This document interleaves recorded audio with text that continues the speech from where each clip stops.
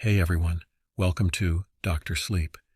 We love creating unique content for you, but we need your support now more than ever. Our channel is facing some challenges, and we really need your interaction. If you enjoy what we offer, please subscribe, hit the notification bell, and share our videos with your friends. Every comment, like, and share makes a huge difference. Let's grow together and keep bringing you the content you care about. Thank you for your continued support. The boat sliced through the waves, carrying Ethan and Claire toward the island. The others sat in silence, faces tense in the salty wind. The island loomed ahead, sharp cliffs rising like jagged teeth, a dense jungle swallowing the land beyond the black sand beach.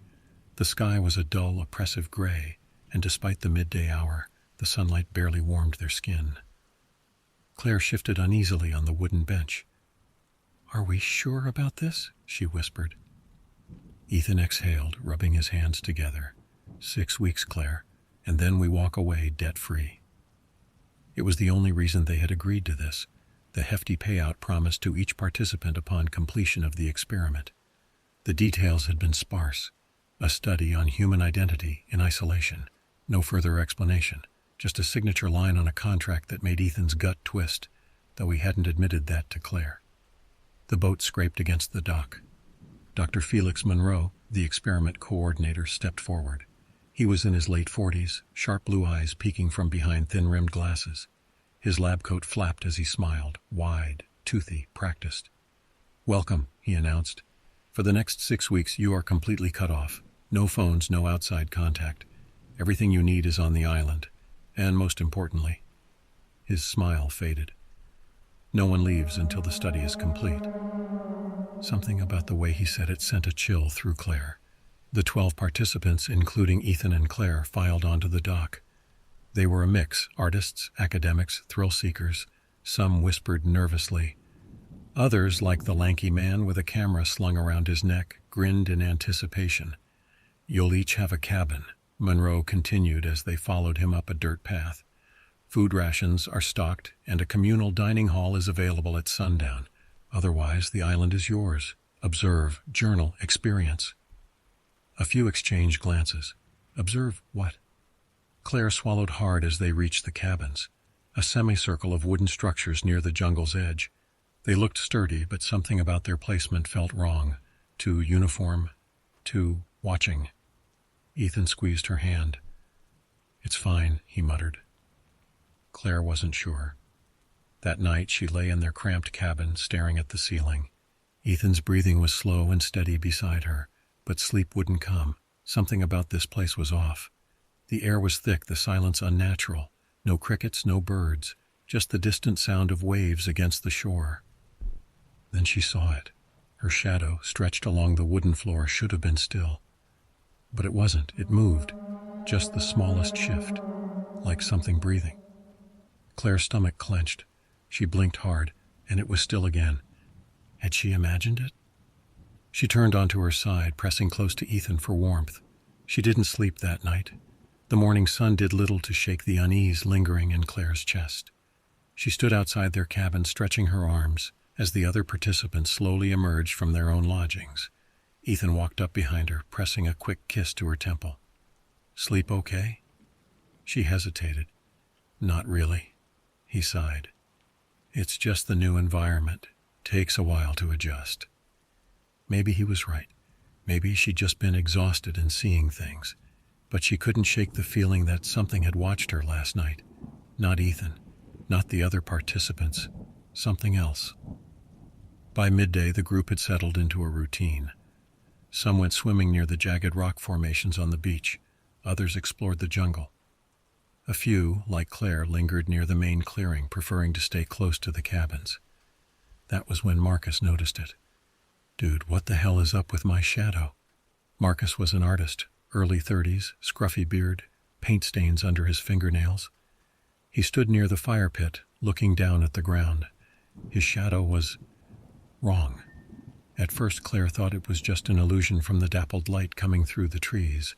But then Marcus moved his arm, and the shadow hesitated, a fraction of a second, too slow.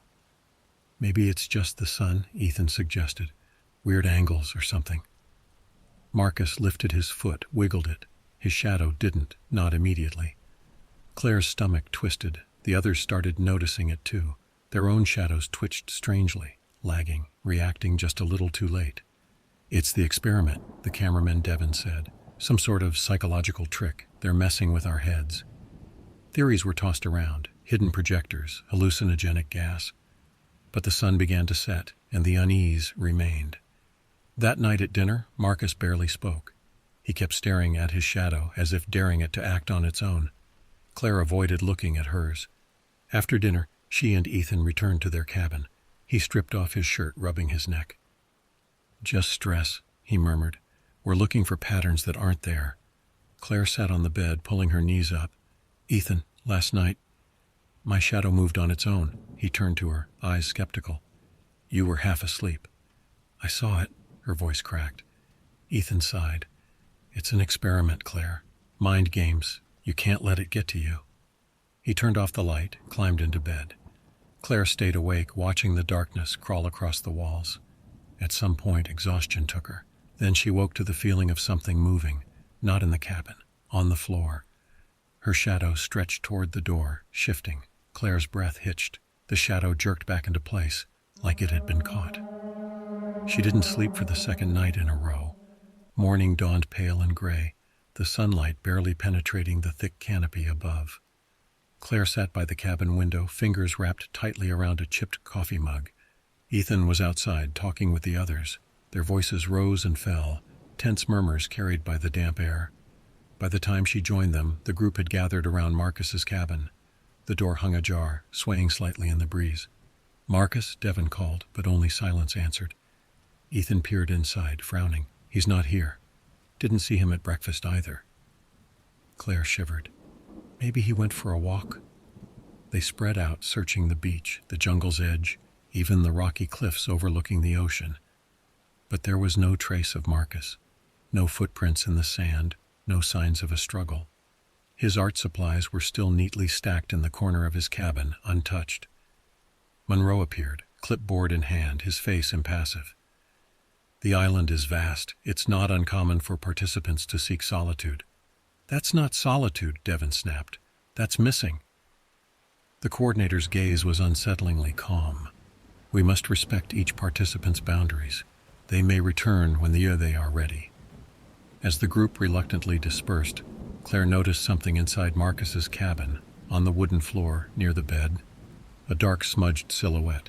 It looked like someone had burned his shape into the planks. "Ethan," she whispered, pulling him aside.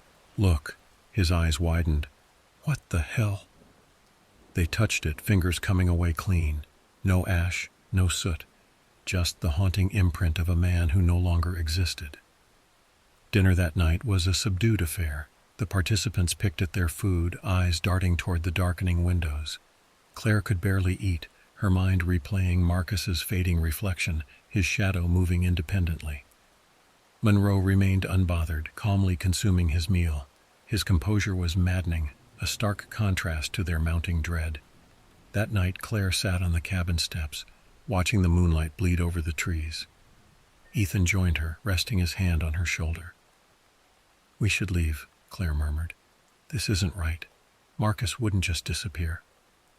Ethan rubbed his eyes. "Even if we tried, how would we get off the island? Monroe has the only boat." A rustling in the underbrush made them both turn.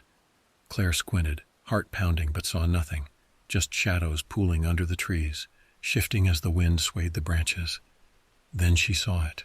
One shadow, darker than the rest, sliding up a tree trunk. It melted into the night, vanishing like smoke. She grabbed Ethan's arm. "Did you see that?" He nodded slowly, eyes wide with fear. "I don't think Marcus is the only one," he whispered. What if we're next?" The thought hung between them, thick as the humid air. Claire pulled Ethan inside, locking the door behind them. But locks couldn't stop shadows, couldn't hold back the creeping darkness swallowing their island refuge. They lay in bed, rigid and sleepless, waiting for dawn that brought no comfort. The island was more than just isolated. It was alive, breathing with something malevolent, something ancient. And it was watching them. The next morning the group was different. There were no more half-hearted reassurances, no more pretending that everything was fine. Marcus's absence had settled into their bones, a gnawing unease that wouldn't fade. Claire sat at the communal fire pit watching the others move through the motions of breakfast. No one ate much. Devon paced the clearing, his camera swinging from his neck. Maya, a quiet woman who had mostly kept to herself, stared at the jungle with a hollow expression. Monroe was absent. "We need to do something," Devon said finally. "This is bullshit. If Marcus left voluntarily, where the hell is he?" No one answered. Ethan dropped beside Claire, rubbing a hand over his face. "I keep thinking about that mark on his cabin floor." Claire shuddered. It hadn't been natural. It was as if Marcus had been erased. Then Maya spoke, her voice barely above a whisper. "They move." The group turned to her. "What?" Devon asked. She licked her lips. "The shadows, they move when you're not looking." A chill ran down Claire's spine. Maya lifted a trembling hand, pointing at the ground beside her. "Watch!" Claire followed her gaze. The morning sun cast Maya's shadow across the dirt. At first, nothing seemed wrong. But as Claire stared, she saw it, the edges of the silhouette twitching. Not in sync with Maya's breathing, not in sync with anything. Then, in one horrifying second, the shadow shifted, just slightly.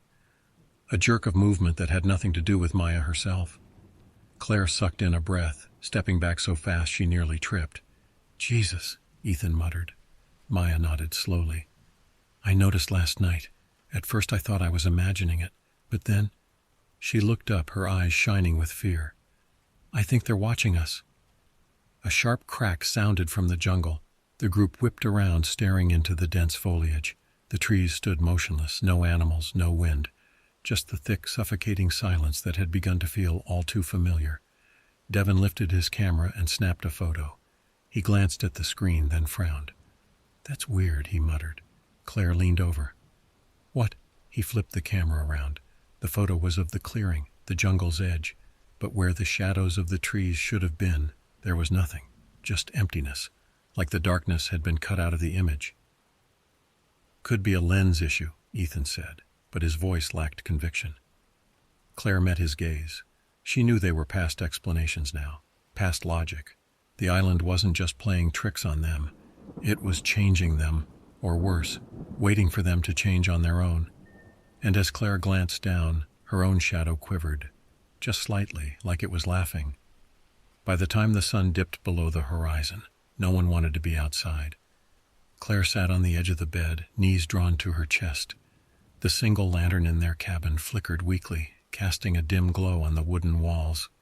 Ethan sat across from her, rubbing his temples. He hadn't said much since dinner. The air felt wrong, thicker. "They're watching us," Claire whispered. Ethan's hands stilled. He didn't ask who they were. Instead, he let out a slow breath and nodded. Outside, the jungle hummed with unnatural stillness. No crickets, no rustling leaves. Just the faintest pulse in the air, like a presence pressing down on them. Then Claire heard it. Not a sound exactly, not whispers or tapping or even breathing, but a shift, like the movement of fabric against fabric, like figures shifting in the dark. She grabbed Ethan's wrist. "Look outside." He hesitated, but then he moved to the window. Claire followed, peering through the warped glass. The fire pit flickered in the center of the clearing, and around it, shadows, not cast by anything. Dozens of them stretched across the dirt, dark as ink, writhing and twisting into unnatural shapes. They flickered and jittered, their edges bleeding into one another, and in the center, standing perfectly still, was Marcus. Claire slapped a hand over her mouth to keep from gasping. He was pale. So pale, his skin seemed almost translucent in the firelight. His lips moved, but no sound came out. His eyes were hollow, black pits that reflected nothing. His shadow lay at his feet, perfectly still. But the others, the ones that had left their owners, were moving, gathering, building something. Ethan swallowed hard. Jesus Christ. Marcus took a step forward. The shadows pulsed with him, shifting like a wave. Then slowly, his head turned. His empty gaze locked onto their cabin window. Claire staggered back, heart hammering. "He sees us." Ethan yanked the lantern off the table and doused the flame. Darkness swallowed the room. Claire clutched Ethan's arm, her pulse deafening. They stood frozen, waiting, listening. Outside, the shadows moved. Minutes passed, maybe hours, then nothing. Claire barely dared to breathe. When they finally peeked outside, the clearing was empty. The fire had died down to embers. No Marcus, no shadows. But Claire knew they were still there, waiting. Ethan turned to her, his face drawn and pale. "We need to get the hell off this island." Claire gripped his hands, fingers ice cold. "I don't think it's going to let us." They didn't sleep. Claire lay rigid in the dark, staring at the ceiling, listening. Every muscle in her body remained tense, waiting for the slightest movement outside. But the jungle was silent, too silent. Ethan sat with his back against the wall, holding a flashlight that he refused to turn on. His fingers drummed against his knee, the only sign that he was just as terrified as she was. "We leave at first light," he whispered. Claire swallowed. "And go where?" Ethan exhaled sharply.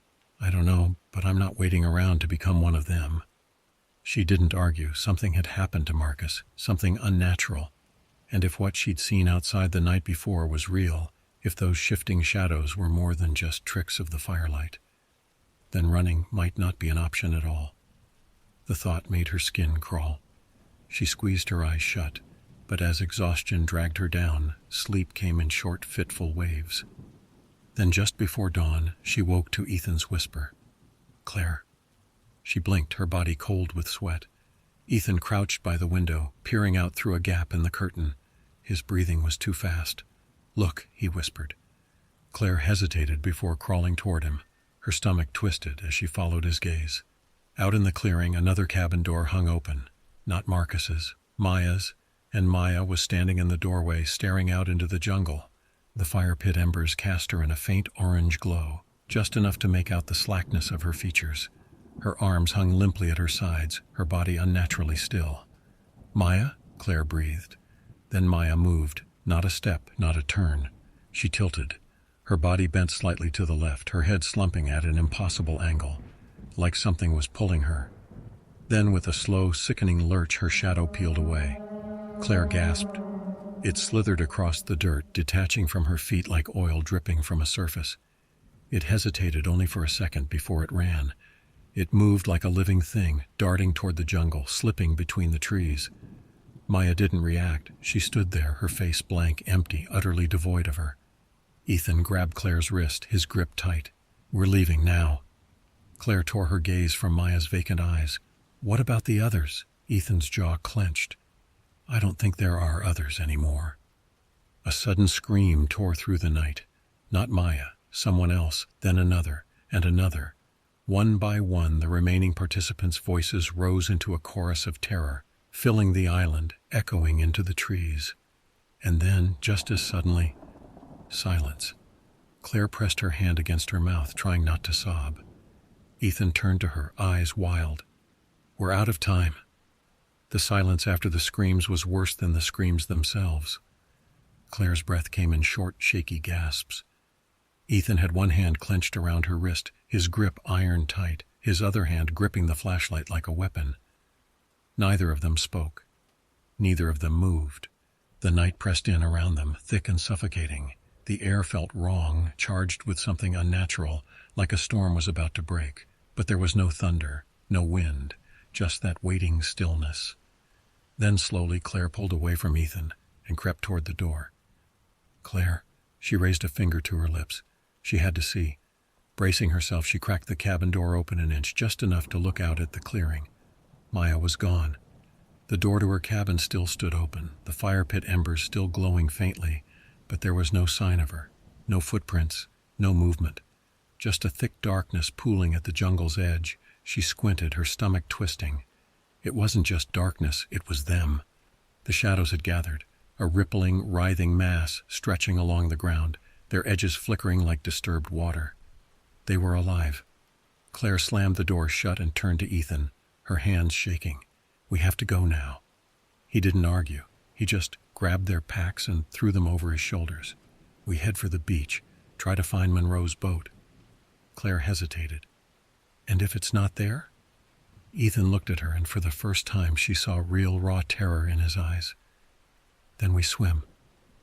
They moved fast, slipping out of the cabin and sticking close to the tree line.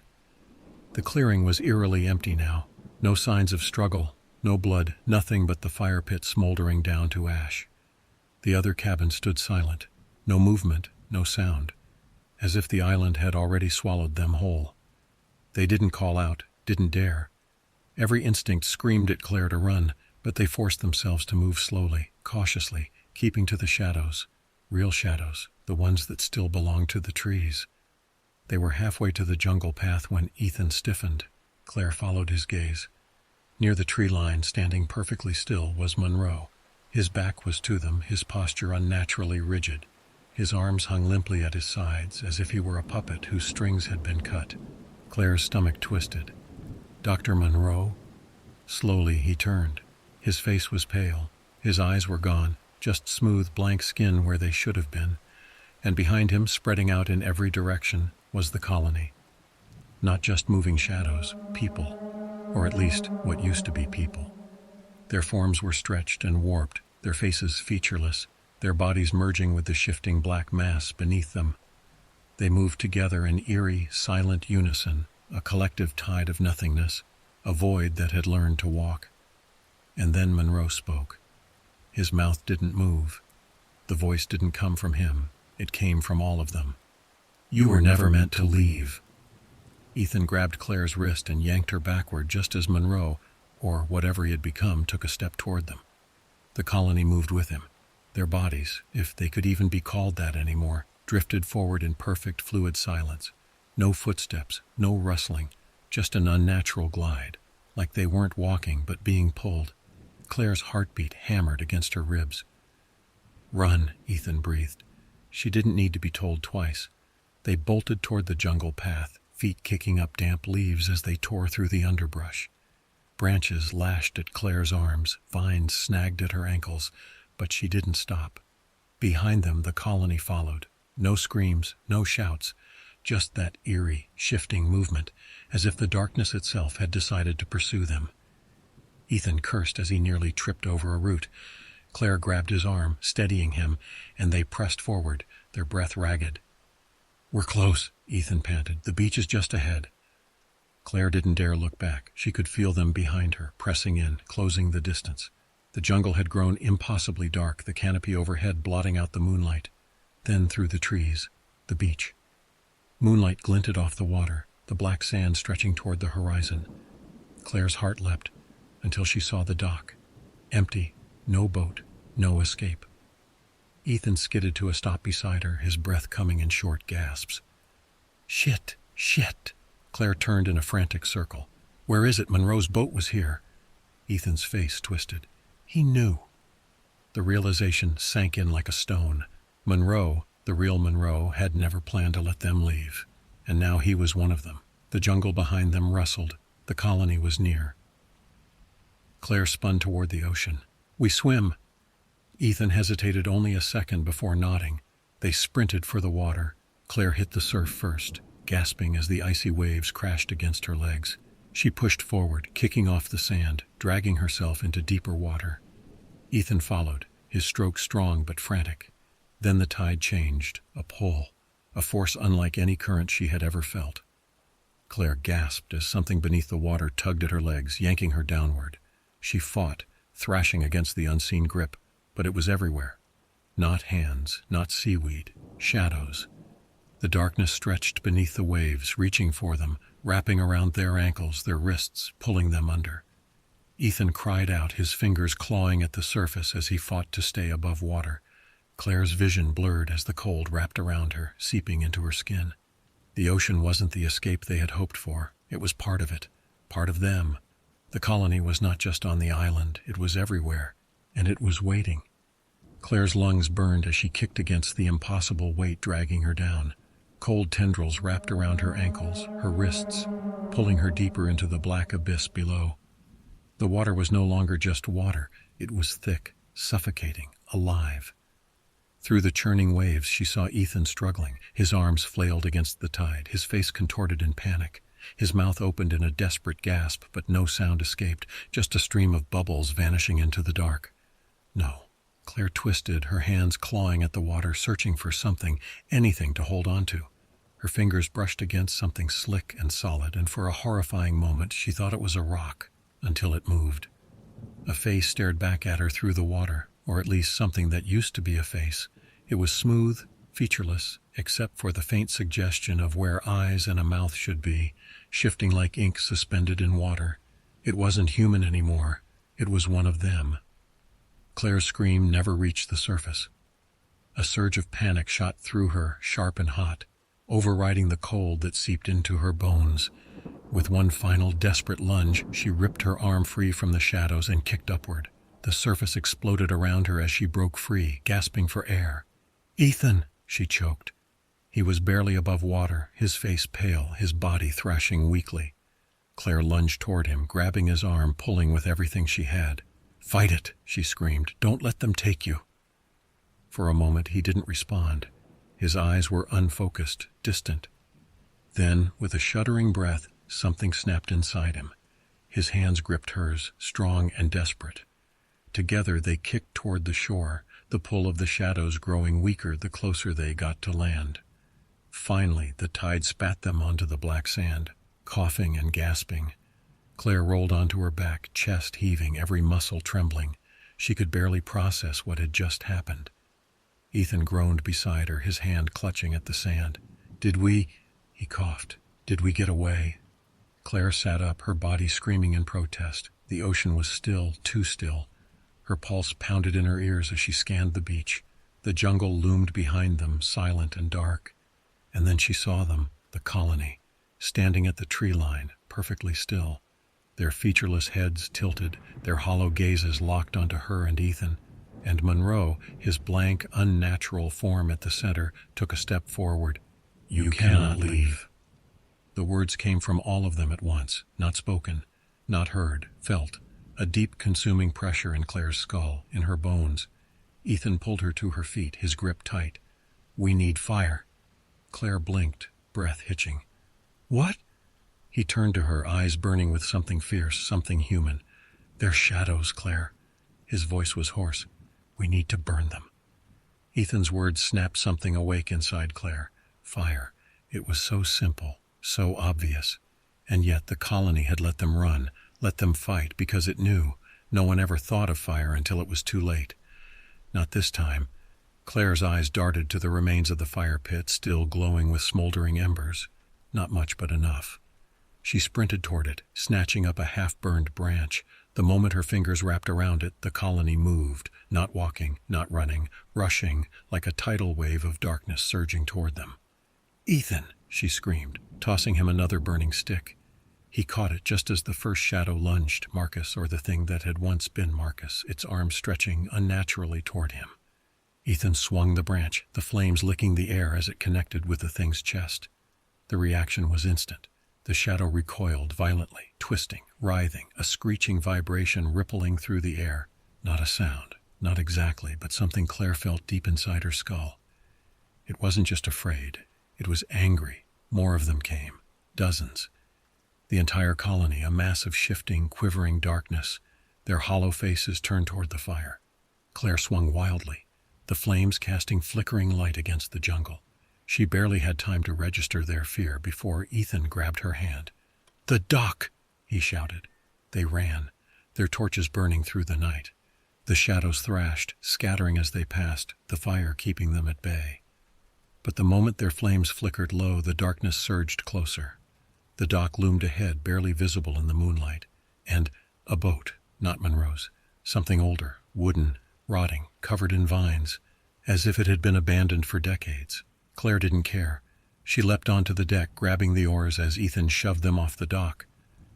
The moment the boat drifted from shore, the colony stopped. They didn't move, didn't chase, just stood there perfectly still, watching. The boat rocked gently as the tide carried them away. Claire's hands trembled as she rowed, her breath coming in ragged gasps. The fire in their torches sputtered and died, leaving only the glow of the moon. They were free. Ethan exhaled, leaning back, his head against the wooden seat. "We made it." Claire let out a shaking laugh, barely believing it. The island shrank in the distance, the shadows blending into the cliffs. Then, Ethan reached for her hand, and Claire froze. His fingers were cold, not just chilled from the ocean, not just damp, cold, like something empty. Slowly she turned. Ethan smiled at her, his face calm, too calm. And as the moonlight hit the boat, Claire saw it. The empty space where Ethan's shadow should have been. She inhaled sharply, her heart seizing in her chest. Ethan's smile widened. "Come with us," he whispered. The last thing Claire saw was the island vanishing into the mist. And then, darkness.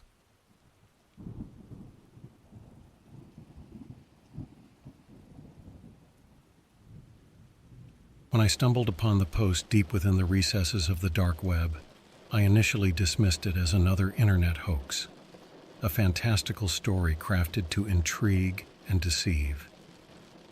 Yet, something about it lingered in my mind.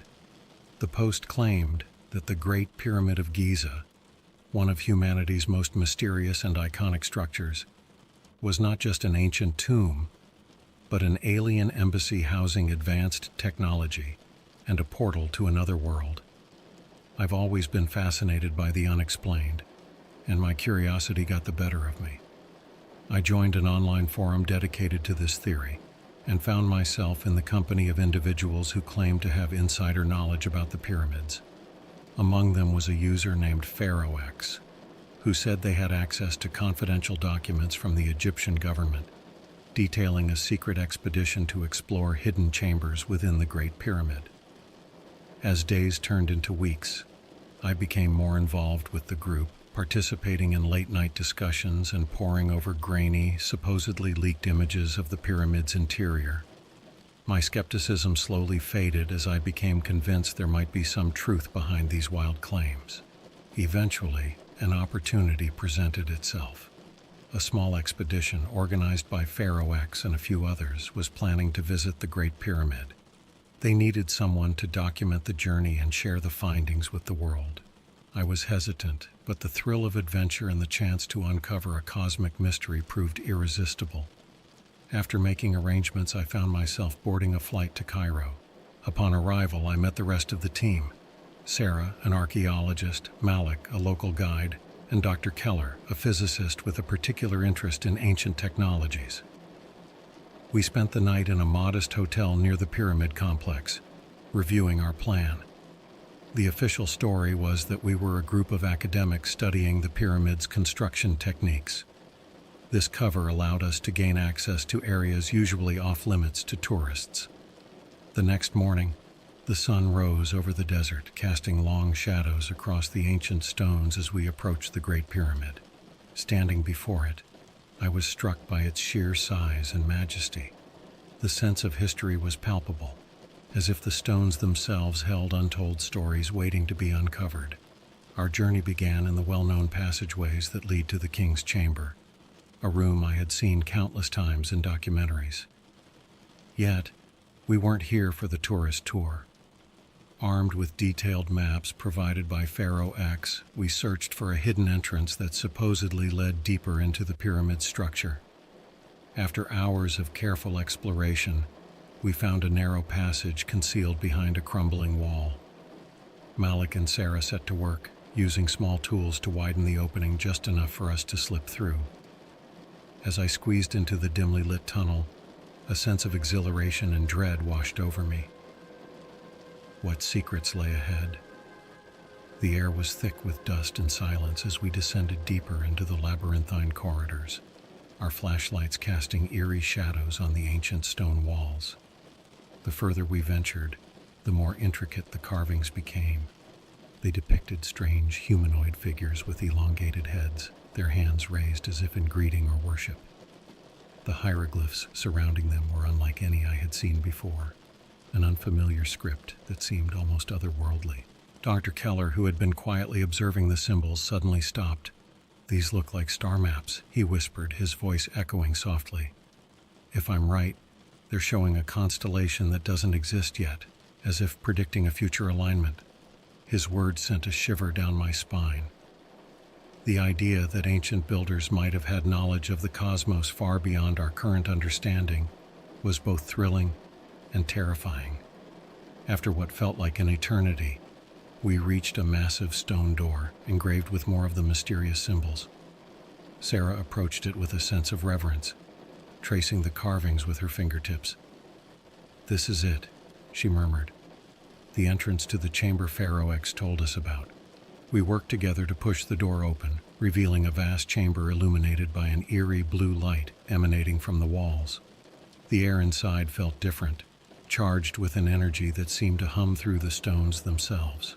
In the center of the room stood a massive stone altar, its surface smooth and featureless, save for a single glowing sphere hovering just above it. Approaching cautiously, Dr. Keller examined the sphere, his eyes wide with awe. "This is unlike anything I've ever seen," he said, his voice trembling with excitement. "It's a form of technology far beyond our own." We gathered around the altar, our minds racing with possibilities. Was this the portal the dark web post had spoken of? A gateway to another world, another dimension. The potential implications were staggering. Yet, as we stood there, a low rumble reverberated through the chamber, and the blue light began to pulsate rhythmically. I glanced at Malik, who looked as uneasy as I felt. "We should be careful," he warned. "There's a reason these things are hidden away." His caution was justified. As the light grew more intense, I felt a creeping sensation at the edges of my consciousness, a whispering voice urging me to step closer to the sphere. My heart pounded in my chest as I fought the urge to reach out, the allure of the unknown almost overpowering. Just then, Sarah's voice cut through the haze. "We need to document everything before we do anything else," she insisted, snapping me back to reality. Grateful for the distraction, I pulled out my camera and began recording, capturing the strange beauty of the chamber and its enigmatic contents. As we meticulously documented every detail, a new determination took root in my mind. We had uncovered something extraordinary, something that could change the way we understood our history and our place in the universe. But with that discovery came responsibility. The knowledge we gained here could have profound implications, and we had to ensure it was shared with care. As we prepared to leave the chamber, I couldn't shake the feeling that we were being watched, that unseen eyes were tracking our every move. Yet despite the fear and uncertainty, I was more determined than ever to see this journey through to the end.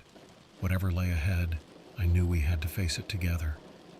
The Great Pyramid had kept its secrets for millennia, but now it seemed those secrets were ready to be revealed.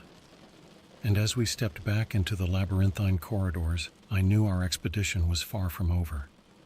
This was only the beginning.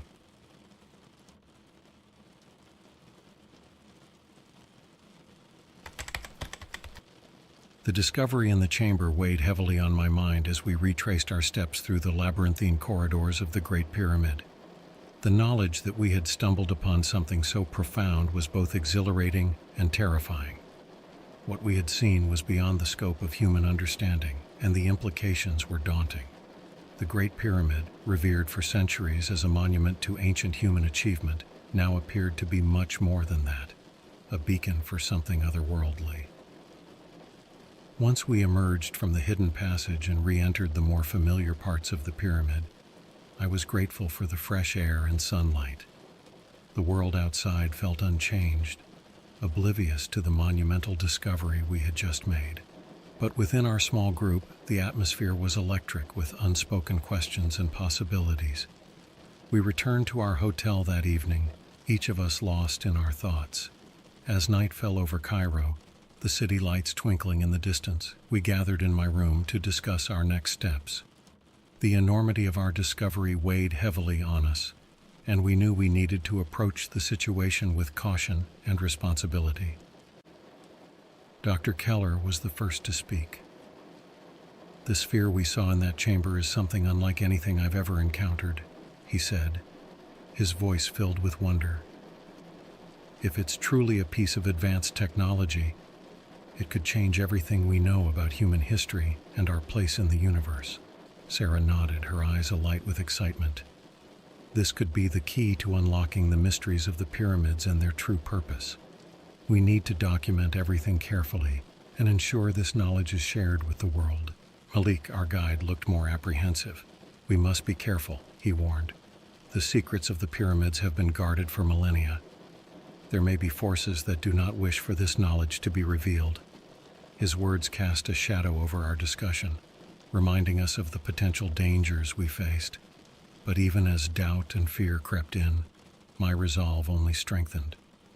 We had stumbled upon a revelation that could change the course of history, and we had a duty to see it through. As we continued to debate our next move, a soft knock on the door interrupted us. It was the hotel manager, a kindly man who had shown us nothing but hospitality since our arrival. He handed me a sealed envelope, explaining that it had been delivered to the front desk for me earlier that evening. Inside the envelope was a simple note, written in neat, precise handwriting. "Beware the eyes that watch in silence. Not all who seek the truth do so with pure intentions." The cryptic message sent a chill down my spine, confirming our suspicions that we were not alone in our pursuit of the pyramid's secrets. But who could have sent it, and what did they know about our discovery? Determined to uncover the truth, we decided to return to the pyramid the following day, armed with our equipment and a newfound determination. We needed more information, more evidence to piece together the puzzle we had stumbled upon. The next morning, as the sun cast its golden glow over the desert sands, we made our way back to the Great Pyramid. Our plan was to revisit the hidden chamber and conduct a more thorough examination of the sphere and its surroundings. Upon arrival, we found the area surprisingly quiet, with fewer tourists than the previous day. We took it as a good sign, hoping it would allow us to explore undisturbed. As we approached the hidden entrance, I felt a strange sensation wash over me, as if the pyramid itself was aware of our presence and our intentions. Once inside, we navigated the now familiar passageways until we reached the stone door. Pushing it open, we found the chamber just as we had left it, the sphere hovering silently above the altar, its blue light casting an ethereal glow. We set to work immediately, photographing the strange symbols and hieroglyphs that adorned the walls. Dr. Keller took detailed notes on the sphere's properties, theorizing about its possible functions and origins. As we examined the chamber, Sarah made a startling discovery. Hidden in the shadows near the altar was a small, intricately carved box made of the same stone as the pyramid itself. She opened it carefully, revealing a collection of ancient scrolls written in the same unfamiliar script we had seen on the walls. "These could be the key to understanding what we're dealing with," Sarah said, her voice filled with awe as she gently unrolled one of the scrolls. As we worked together to translate the symbols, a picture began to emerge. The scroll spoke of a prophecy, a time when the stars would align, and beings from another world would return to claim what was rightfully theirs. The sphere, it seemed, was a gateway, a means of communication, or perhaps even a portal to another realm. The realization hit us hard. If the prophecy were true, then our discovery had far-reaching implications. The Great Pyramid was not just an alien embassy. It was a beacon signaling the return of an ancient civilization, one that could potentially change the course of human history. But as we delved deeper into the scrolls, a sense of unease settled over us. The prophecy also spoke of a threat, a danger posed by those who sought to misuse the knowledge and power contained within the pyramid. It warned of a dark force that would rise if the gateway were opened without understanding its true purpose. As the day drew to a close, we knew we had uncovered something monumental, but we also understood that our journey was just beginning. We had only scratched the surface of the pyramid's secrets, and the path ahead was fraught with danger and uncertainty. Yet, despite the challenges we faced, I felt a sense of resolve and determination. We had a duty to see this through, to ensure that the truth was revealed to the world. As we left the chamber and made our way back through the winding corridors, I knew we were on the brink of something extraordinary, a discovery that could change the course of history and redefine our understanding of the universe. And as we stepped out into the fading light of the Egyptian sunset, I couldn't shake the feeling that we were being watched, that unseen eyes were tracking our every move. But even in the face of such uncertainty, I knew we had to continue our journey to uncover the truth hidden within the Great Pyramid and the secrets of the alien embassy it contained.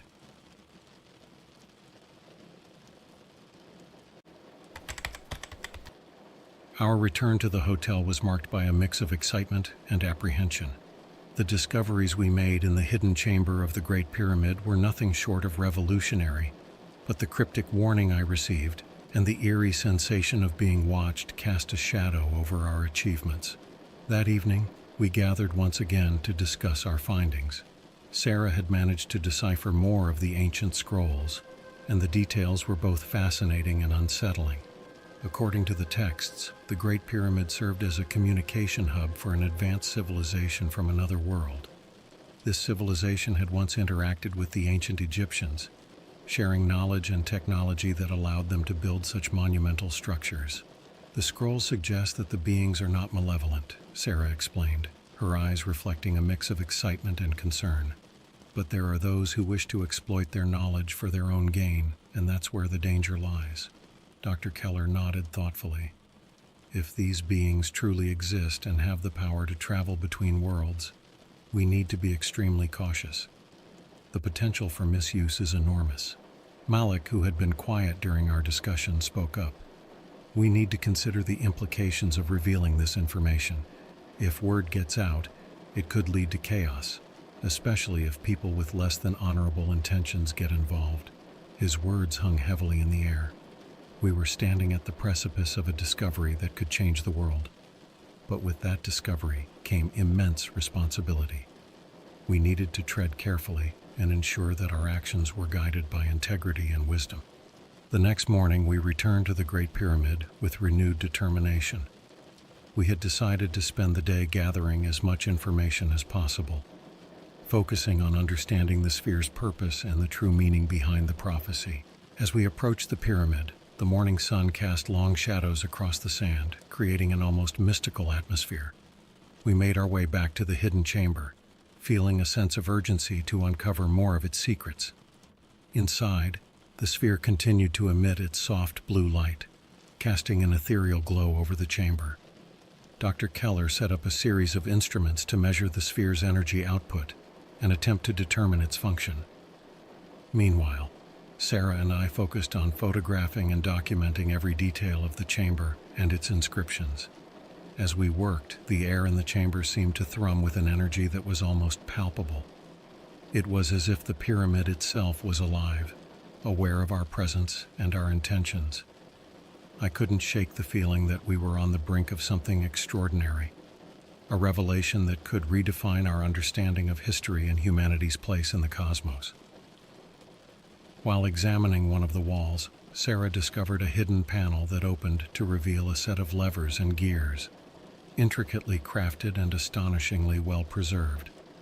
We speculated that this mechanism was part of the pyramid's internal workings, perhaps controlling access to the chamber, or even the sphere itself. Intrigued by the discovery, Dr. Keller examined the mechanism closely.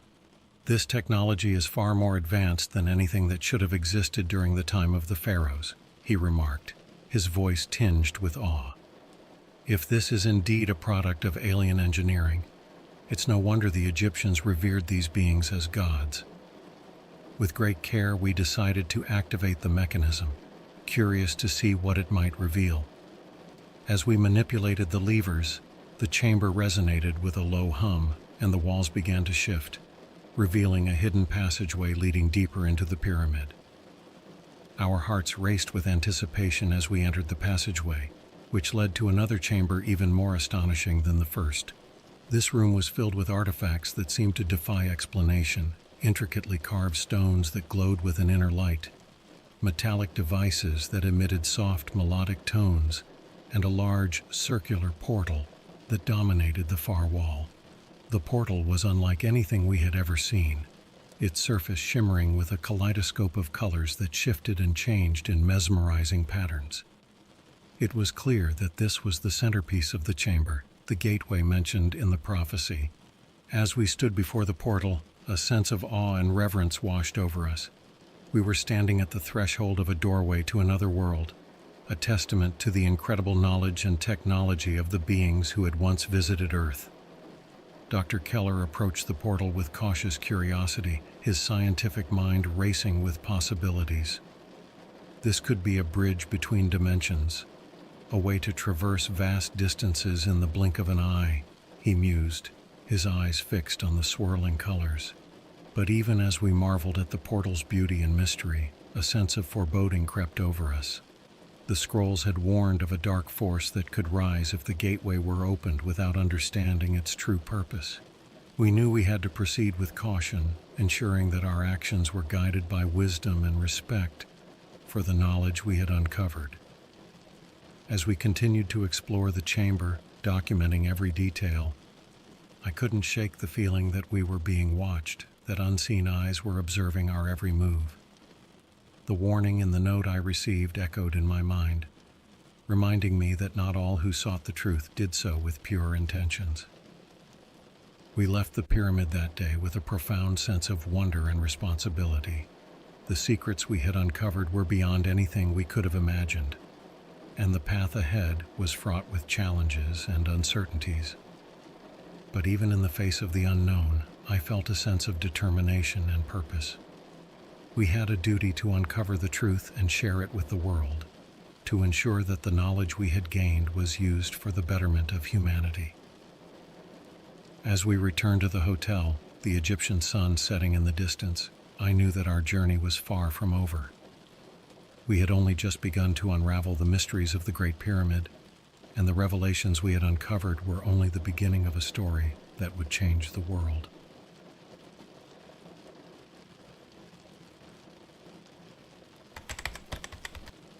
Our return to the hotel was filled with a mixture of excitement and apprehension.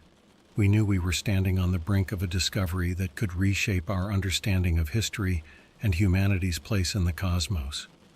However, the challenges ahead were as daunting as they were fascinating. We spent the night discussing how to proceed, aware of the responsibility that lay upon our shoulders. We decided to convene the next morning at a cafe overlooking the Nile River, where we could plan our next steps in a more relaxed setting. As the sun rose over Cairo, casting a golden hue across the city, I felt a renewed sense of determination. We had come too far to turn back now, and the mystery of the Great Pyramid called to us with an irresistible allure. Over steaming cups of coffee, we discussed our options. Our primary goal was to understand the portal and its purpose. Dr. Keller believed that we needed to gather more information about the ancient civilization that had created it. Sarah suggested reaching out to local historians and archaeologists who might have insights into the more obscure aspects of Egyptian mythology and history. "We need to approach this with an open mind and a willingness to learn," Sarah said, her eyes bright with determination. The scrolls hinted at a symbiotic relationship between the Egyptians and these beings. If we can understand that relationship, we might gain insights into how the portal works. As we talked, a feeling of camaraderie developed among us, fueled by a shared purpose and a deep-seated curiosity.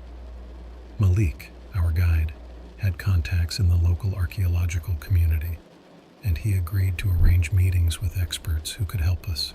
That afternoon, we visited the Egyptian Museum, hoping to find more clues hidden in the vast collections of artifacts and antiquities. The museum was a treasure trove of history, its halls filled with relics of a bygone era that spoke to the ingenuity and complexity of ancient Egyptian civilization. As we wandered through the exhibits, something caught my eye. A display dedicated to Thoth, the ancient Egyptian god of wisdom and writing. The depiction of Thoth bore a striking resemblance to the elongated figures we had seen in the pyramid's hidden chamber. Could this be a representation of the beings mentioned in the scrolls? I pointed it out to the group, and Sarah examined the hieroglyphs accompanying the display. Thoth was said to be the keeper of knowledge and secrets, she mused. If these beings were indeed the inspiration for Thoth, it would explain why they were revered and why their knowledge was so carefully guarded. Dr. Keller nodded thoughtfully. This aligns with what we've found. The pyramid could have served as a repository of this knowledge, safeguarded by those who understood its power. As we delved deeper into the museum's archives, we came across a lesser-known text, a papyrus scroll detailing the journey of an ancient scribe who claimed to have communicated with the gods. His writings described a celestial journey, guided by beings who bestowed upon him visions of the universe and its mysteries. The parallels to our own discoveries were striking. It was becoming increasingly clear that the pyramid was not merely a tomb or a monument, but a gateway to knowledge that transcended time and space. The implications were staggering, and we knew we were on the verge of something extraordinary. Armed with this newfound understanding, we decided to return to the Great Pyramid the following day. Our goal was to activate the mechanism we had discovered and attempt to interface with the portal, using the insights we had gained from the museum and the ancient texts. As we arrived at the pyramid under the watchful eye of the midday sun, I couldn't shake the feeling that we were being observed. The presence of unseen eyes lingered in the back of my mind, a reminder of the warning we had received. Yet our resolve was unwavering. We were driven by a shared sense of purpose, guided by the knowledge that we were on the brink of uncovering a truth long hidden from the world. We entered the hidden chamber once more, the air humming with a palpable energy that seemed to welcome our return. Dr. Keller set up his instruments, while Sarah and Malik examined the mechanism with a renewed sense of purpose. As we activated the levers, the chamber resonated with a low hum, and the portal began to shimmer with vibrant colors. It was as if the very fabric of reality was bending before our eyes, revealing glimpses of a world beyond our own. My heart raced with a mixture of awe and trepidation as the portal's patterns danced across the chamber walls. It was a mesmerizing display, a testament to the incredible knowledge and technology of the beings who had created it. As we stood before the portal, I felt a profound sense of connection, as if the universe itself was inviting us to explore its mysteries. It was a moment that transcended time and space, a glimpse into the infinite possibilities that lay beyond our understanding. Yet even in the midst of this revelation, a sense of caution lingered. We knew that the power contained within the portal was immense, and its potential for both good and ill was beyond our comprehension. We had to proceed with care, guided by wisdom and a deep respect for the knowledge we had uncovered.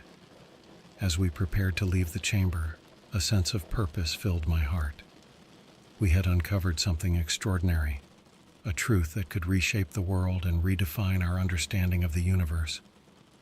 Our journey was far from over, but we were determined to see it through, to ensure that the knowledge we had gained was used for the betterment of humanity. As we stepped out into the fading light of the Egyptian afternoon, I knew that our adventure had only just begun. We had unlocked a door to a realm of possibilities, and the path ahead was filled with wonder and uncertainty. Yet, even in the face of the unknown, I felt a sense of hope and determination. We were on the brink of a new chapter in human history, and the secrets of the Great Pyramid were ready to be revealed.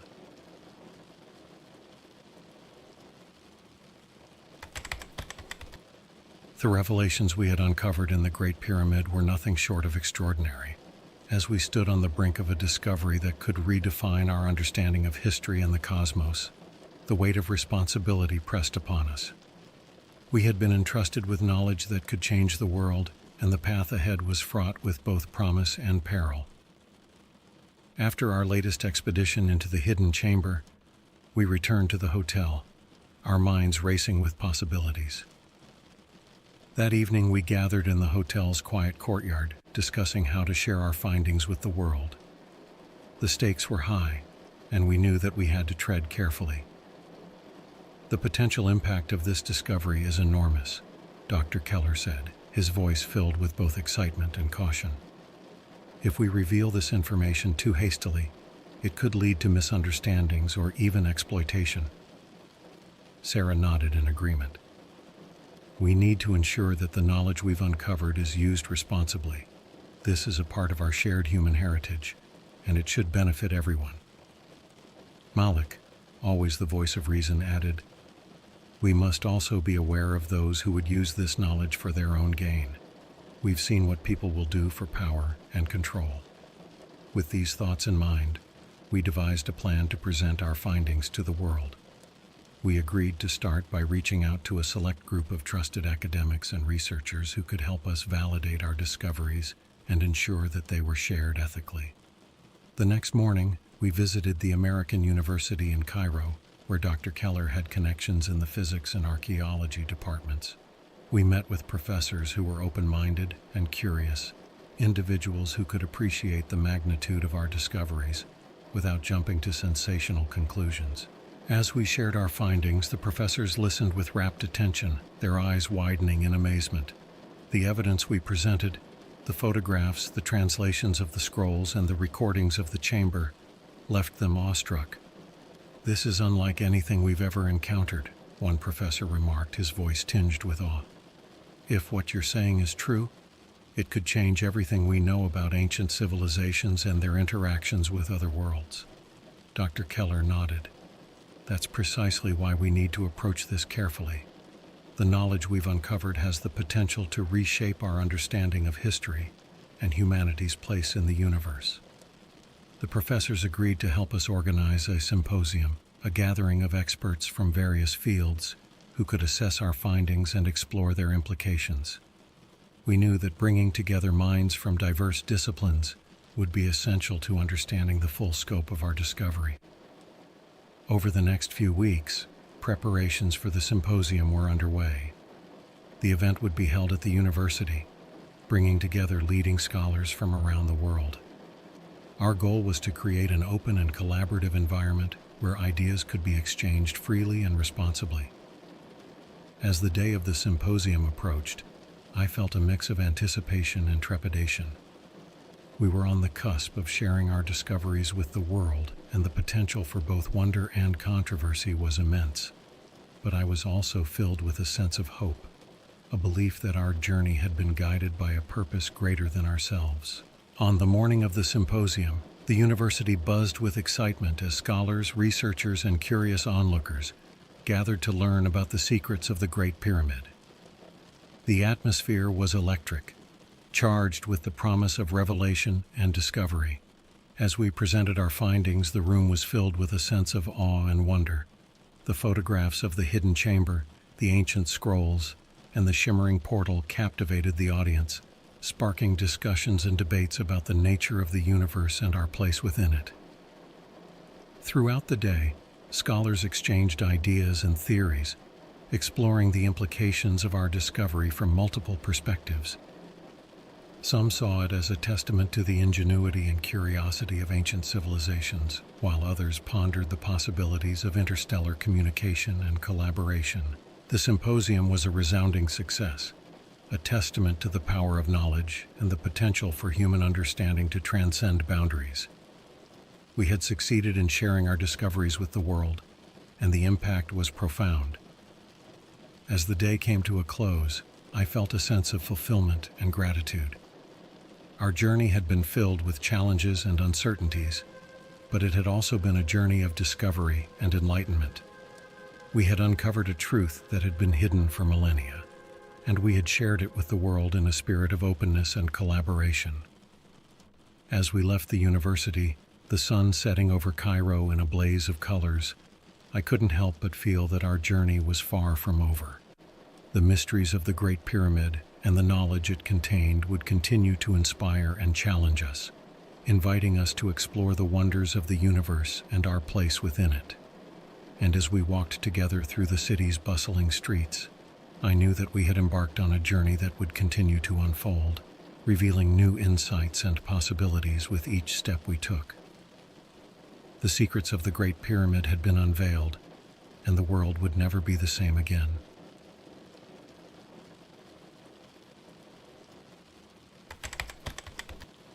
I've always been a skeptic when it comes to supernatural claims, especially those that involve aliens.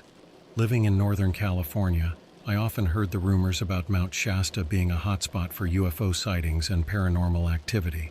But to me, they were just that, rumors. At least that was until I stumbled upon a dark web forum where the discussions about Mount Shasta went far beyond the usual UFO sighting stories. It all started on a quiet Friday evening. I had been browsing the internet, looking for interesting places to hike during my upcoming vacation. Mount Shasta came up in one of my searches, and while the picturesque landscapes intrigued me, it was the mention of a gateway in a dark web forum that caught my attention.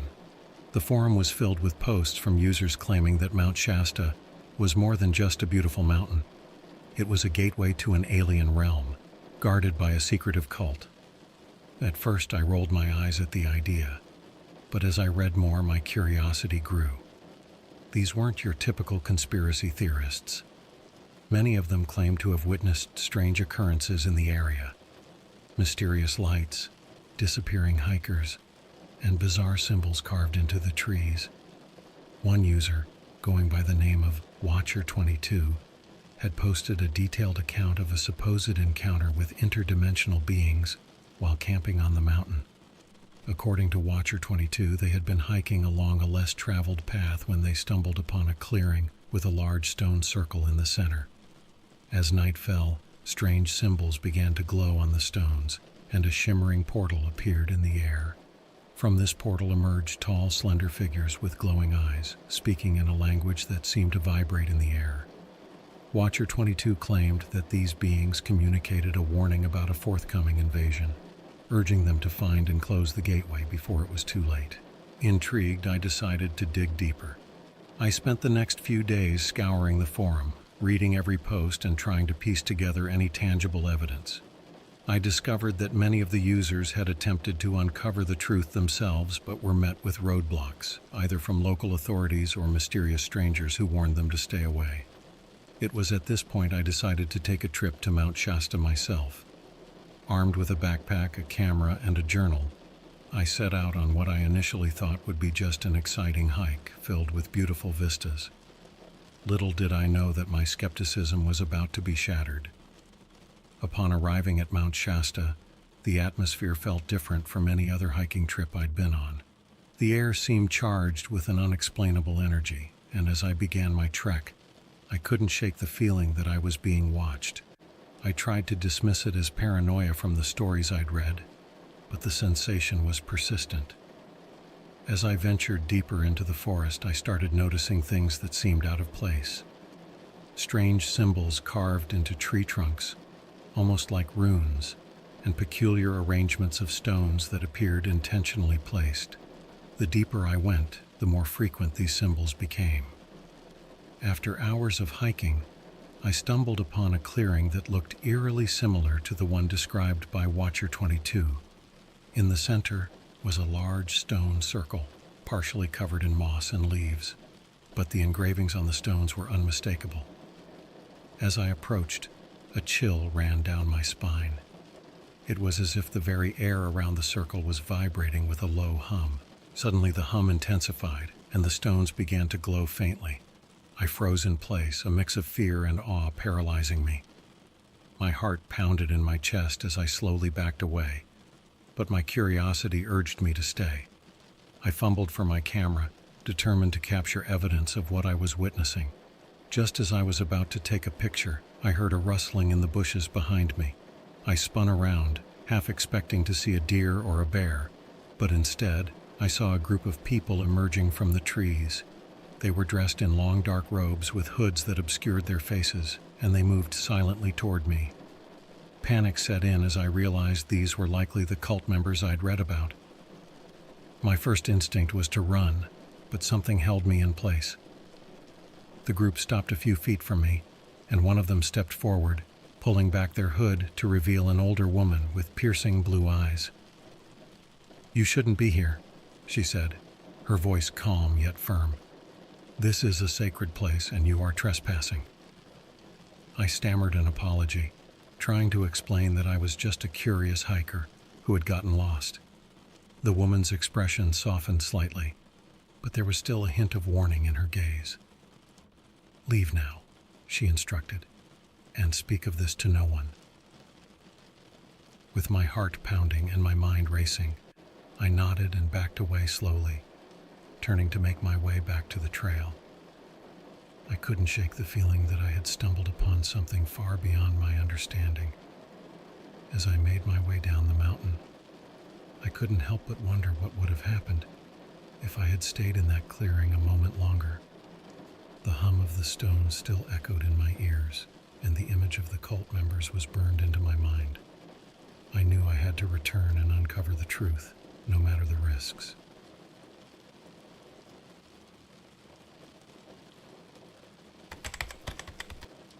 The drive back from Mount Shasta was a blur. My mind was racing with the events of the day, and I couldn't stop thinking about the stone circle, the strange symbols, and the mysterious group that confronted me. Despite the woman's warning, my curiosity was piqued more than ever. I felt as though I was standing on the edge of a vast mystery, and the temptation to dive deeper was irresistible. Once I returned home, I spent hours poring over my notes and reviewing the few pictures I had managed to take before the encounter. Most were of the trail and surrounding forest, but there was one image of the stone circle, the engravings faintly visible even in the dim light. I uploaded the picture to the dark web forum and asked if anyone else had seen the same symbols. The response was immediate. Several users claimed to recognize the symbols as part of an ancient language, supposedly used by extraterrestrial beings to communicate with humans. The language was said to have been lost over centuries, but fragments appeared in certain locations around the world, often tied to unexplained phenomena. A user named Glyph Seeker reached out to me privately, offering more information in exchange for details about my experience. Curiosity once again got the better of me, and I agreed to chat with Glyph Seeker. We exchanged messages late into the night, and I learned that they were a linguist who had spent years studying these symbols. According to them, the language was not just a means of communication, but a way to open portals between dimensions. Each symbol acted as a key, and when used in the correct sequence, they could manipulate space and time. Glyph Seeker explained that the stone circle was likely a gateway, a point where our world and another intersected. The cult members I encountered were probably guardians of the gateway, ensuring that no one inadvertently triggered an opening. They warned me that the portal was unstable, and any interference could have dire consequences. Despite the ominous warnings, I couldn't shake the feeling that I was meant to uncover more. A part of me believed that the prophecy mentioned by Watcher 22 was real, and that I had a role to play in preventing an alien invasion. As far-fetched as it sounded, the idea tugged at my sense of adventure and responsibility. Determined to learn more, I decided to return to Mount Shasta, this time with a plan. I spent the next few days preparing, gathering supplies, and researching anything I could find on portal lore and alien encounters. I even invested in a small drone, hoping to capture aerial footage of the stone circle without drawing attention. Before setting out, I shared my intentions with Glyph Seeker, who provided me with a rudimentary translation of some of the symbols. They believed the sequence engraved on the stones was incomplete, and warned me to be cautious in case the cult was more dangerous than they appeared. Armed with this knowledge, I felt more confident, though still a bit apprehensive about what I might discover. The return trip to Mount Shasta felt different. I was no longer just a curious hiker, but someone on a mission. As I reached the base of the mountain, I took a deep breath, feeling a mix of excitement and fear. I followed the same trail as before, but this time I was more observant, noticing details I had missed during my first visit. The forest was alive with sounds, birds chirping, leaves rustling in the wind, but I couldn't shake the feeling that something was watching me. I pushed the thought aside, focusing on my goal. After several hours, I arrived back at the clearing with the stone circle, my heart pounding with anticipation. I deployed the drone, carefully guiding it over the circle to get a closer look at the symbols. As the drone hovered above, I watched the live feed on my phone, capturing images and video of the engravings. Suddenly, the screen flickered and the drone's camera picked up a faint glow emanating from the stones, similar to what I had seen on my previous visit. Before I could process what was happening, the air around me began to hum, growing louder with each passing second.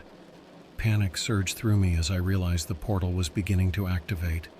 I scrambled to bring the drone back, hoping I hadn't inadvertently triggered something dangerous. Just as I regained control of the drone, I heard footsteps approaching. My heart raced as I turned to see the same group of robed figures emerging from the forest, their expressions unreadable beneath their hoods. The woman who had spoken to me before stepped forward, her eyes fixed on me with a mix of curiosity and caution. "You've returned," she said, her voice carrying an edge of surprise. "I warned you to stay away." "I know," I replied, my voice trembling slightly. "But I need to understand what's happening here. The portal, the symbols, it's all connected to something much larger, isn't it?" The woman hesitated, then nodded. "Yes, but it's not for you to meddle in. This place is sacred, and the balance is delicate. We are the guardians, tasked with ensuring the gateway remains closed." "But what about the prophecy?" I pressed.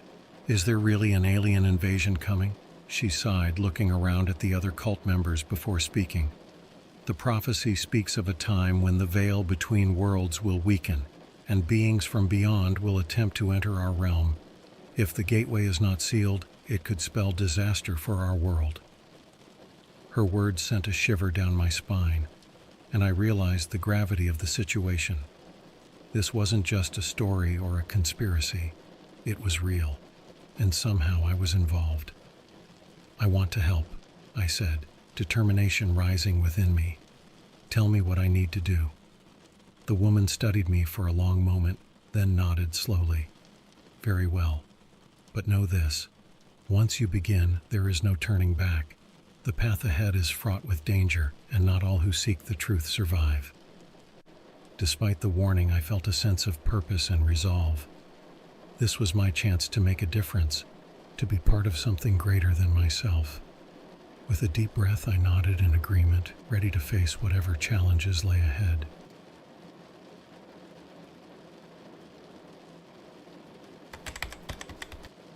My conversation with the woman had left me feeling both anxious and resolute. She introduced herself as Ilara, the leader of the group tasked with guarding the gateway at Mount Shasta. Her explanation of the prophecy lingered in my mind, and I knew I had to stay and learn more. Ilara led me to a small campsite tucked away in the forest. It was simple, with a few tents and a central fire pit, but the atmosphere was calm and welcoming. The other members of the group, though initially wary of me, began to warm up as Ilara explained my intentions.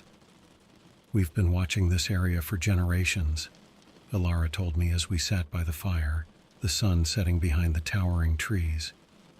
"Our ancestors discovered the gateway centuries ago, and we've been its protectors ever since." I listened intently, taking in every word. Ilara explained that the symbols on the stones were indeed part of an ancient language, one that allowed communication with beings from other dimensions. She revealed that their role as guardians was not only to keep the portal closed, but also to prevent the wrong people from using it for malicious purposes. "What would happen if the gateway were opened?" I asked, my curiosity piqued. Ilara hesitated before answering, her expression serious. "The balance between our world and theirs would be disrupted. It could lead to chaos, widespread panic, environmental disturbances, and potentially hostile encounters with those from the other side." The weight of her words settled over me. This was a responsibility far beyond anything I had imagined, and yet I felt drawn to it. I had the chance to be part of something that could protect our world from unimaginable danger. Ilara sensed my determination and began to explain their plans to close the gateway permanently. According to the ancient texts, the portal could be sealed using a specific sequence of symbols, combined with a ritual performed during a lunar eclipse, which was just a few days away. "We need your help to complete the sequence," she said, her eyes meeting mine with an intensity that sent a shiver down my spine. "You've seen the gateway and survived its activation. This makes you uniquely connected to it, and we believe you have a part to play in this." I nodded, feeling the weight of the responsibility settle on my shoulders. It was daunting, but I knew I couldn't walk away now. This was bigger than any fear or doubt I might have had. The next few days were a blur of activity as we prepared for the ritual. Ilara and the others taught me the meanings of the symbols and the importance of their sequence. I spent hours practicing the ritual, committing every detail to memory, knowing that failure was not an option. In the evenings, we gathered around the fire, sharing stories of past encounters and the history of their group. Despite the gravity of our mission, there was a sense of camaraderie and hope. We were united by a common purpose, and it felt empowering. On the night of the eclipse, the air was charged with anticipation.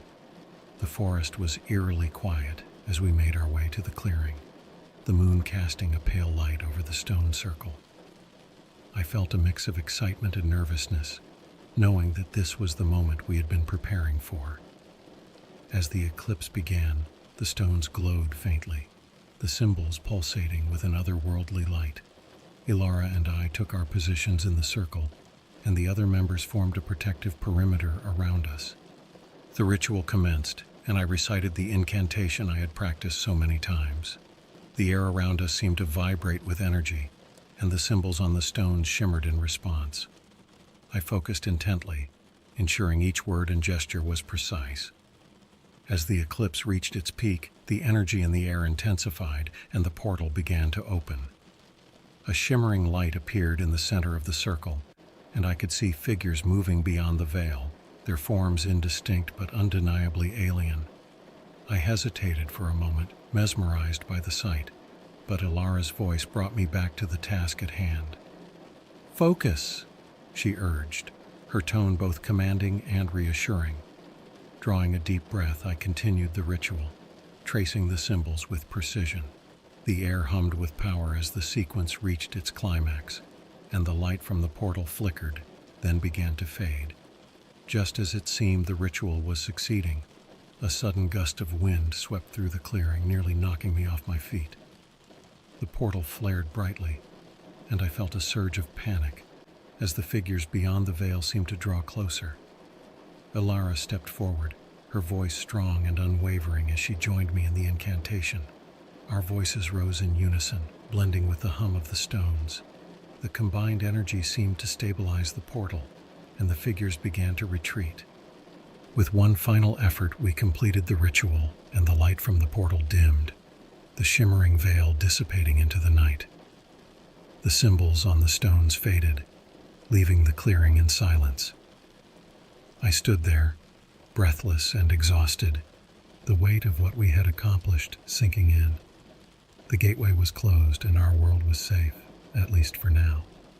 As I looked around at the relieved faces of the group, I knew I had found a place among them, a purpose greater than anything I could have imagined. The sense of accomplishment was tempered by the knowledge that this was just one battle in a larger war. But for now, we had prevailed, and the gateway to the alien realm remained sealed, a mystery hidden away in the heart of Mount Shasta.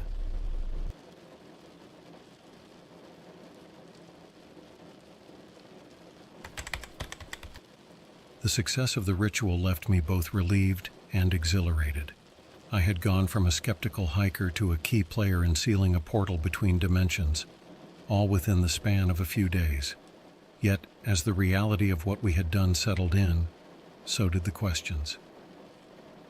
What exactly lay beyond the portal, and why had I been chosen to help? Ilara and the group were grateful for my help, and I spent the following morning with them, discussing the implications of our actions. The air was crisp and the sun shone through the trees, illuminating the clearing where we had closed the gateway. It was hard to believe that just hours ago, this peaceful place had been the site of such a momentous event. "I still can't believe we did it," I admitted as we gathered around the morning fire. "I mean, what's next? Do we just wait for the next lunar eclipse and hope nothing goes wrong?" Ilara smiled, her expression serene yet thoughtful. Closing the gateway was a major victory, but our work is far from over. We must remain vigilant. There are forces beyond our understanding that may seek to reopen it, especially now that they know we have the knowledge to seal it. I nodded, absorbing the weight of her words. The idea that beings from another dimension could be watching us was both unsettling and intriguing. What did they want, and why was our world so important to them? As we talked, Alara shared more about the group's history and their role as guardians. They had been chosen through generations, each member drawn to Mount Shasta by a sense of duty and purpose. I realized that, in a way, I had become one of them, bound by the same responsibility to protect our world. Despite the seriousness of our mission, the group was a tight-knit community, and I felt a growing sense of belonging among them. I spent the next few days at their camp, learning more about their traditions and practices. They taught me about the natural energies that surrounded Mount Shasta and how they could be harnessed for protection. One evening, as we sat under a starlit sky, Alara approached me with a more personal story. She spoke of a time when the group had almost failed, when an attempt to close the portal had gone wrong and the beings beyond had nearly crossed into our world. "It was a close call," she said, her voice tinged with emotion. "We learned a lot from that experience. It taught us to never underestimate the power of the unknown." Her story resonated with me, reminding me that despite our success, we were still dealing with forces beyond our control. The thought of those beings nearly breaking through was a stark reminder of the stakes involved. As my time with the group continued, I couldn't shake the feeling that there was more to the prophecy than we understood. It spoke of an alien invasion, but what if it was more metaphorical than literal? What if the beings weren't here to conquer, but to communicate or share knowledge? Driven by this curiosity, I decided to dig deeper into the history of Mount Shasta and its legends. I spent time in the nearby town, visiting the local library and speaking with residents who had their own stories about the mountain's mysteries. One afternoon, while poring over a dusty old book in the library, I came across a passage that caught my attention. It spoke of an ancient civilization that believed in the existence of portals to other worlds. According to the text, these portals were seen not as threats, but as opportunities to learn and grow. The idea struck a chord with me. What if the beings from the other side weren't invaders, but explorers like us, seeking to understand and connect? It was a perspective I hadn't considered, and it shifted my view of our mission. I shared my findings with Alara and the group, and while some were skeptical, others found the idea intriguing. Perhaps our role as guardians wasn't just to protect our world, but also to serve as ambassadors, bridging the gap between dimensions. As the days passed, I felt a growing sense of purpose. I had started this journey as a skeptic, but now I was part of something larger, something that transcended the boundaries of our world. The knowledge that I could contribute to this effort filled me with a sense of pride and hope. With renewed determination, we continued our preparations, strengthening our defenses and deepening our understanding of the symbols and their meanings. Our goal was not just to prevent an invasion, but to ensure that any contact with the other side was positive and enlightening. As I looked around at my newfound friends and allies, I realized that this was more than just a mission. It was a calling. Together we were forging a new path, one that could change the course of history for both our world and the realms beyond. And as the sun set over Mount Shasta, casting a warm glow over the forest, I felt a deep sense of gratitude for the journey that had brought me here. Whatever challenges lay ahead, I knew I was ready to face them, armed with knowledge, courage, and the unwavering support of my companions.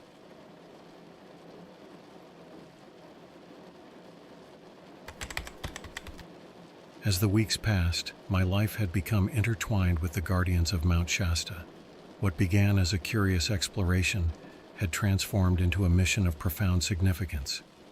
My initial skepticism had melted away, replaced by a deep understanding of the delicate balance we were tasked with preserving. Despite our victory in closing the gateway, the group remained vigilant. We knew that the forces beyond the portal might attempt to breach it again, and this uncertainty kept us focused on our preparations. Meanwhile, the sense of unity and purpose within the group had strengthened, and I found myself embracing the role of a guardian. I had grown particularly close to Alara, who became not only a mentor, but also a friend. Her knowledge and wisdom guided me, and her unwavering belief in our mission inspired everyone around her. We spent many evenings discussing our theories about the beings beyond the portal, and how our understanding of them could shape our future interactions. One afternoon, while we were reviewing the ancient texts, Alara brought up an intriguing idea. What if we could establish a form of communication with them? She suggested, her eyes alight with curiosity. Instead of viewing them solely as a threat, we might learn from them and even collaborate for mutual benefit. Her suggestion sparked a lively discussion among the group. While some were cautious, fearing the potential dangers of such contact, others were excited by the possibilities.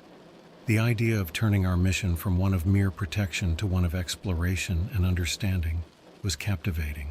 Motivated by this new perspective, we began exploring ways to safely communicate with the beings beyond the portal. We focused on deciphering additional symbols that might serve as a language bridge, aiming to create a dialogue rather than a barrier. As we delved deeper, I came across an old legend in the library, hinting at an artifact rumored to be hidden on the mountain. This artifact, known as the Stone of Echoes, was said to amplify communication between worlds, allowing for a peaceful exchange of knowledge and ideas. Intrigued by the possibility, Alara and I decided to search for the Stone of Echoes. We prepared for a trek deep into the less explored parts of Mount Shasta, guided by the clues we had pieced together from various texts and stories. The journey was arduous, taking us through dense forests and steep terrain. Yet, with each step, I felt a growing sense of anticipation. If we found the artifact, it could open new pathways of understanding and collaboration between worlds. After several days of hiking, we stumbled upon a hidden cave entrance, almost entirely concealed by overgrown vines and rocks. The air was cool and musty as we ventured inside, the flickering light of our lanterns casting eerie shadows on the walls. The cave was filled with ancient markings and symbols, similar to those we had studied.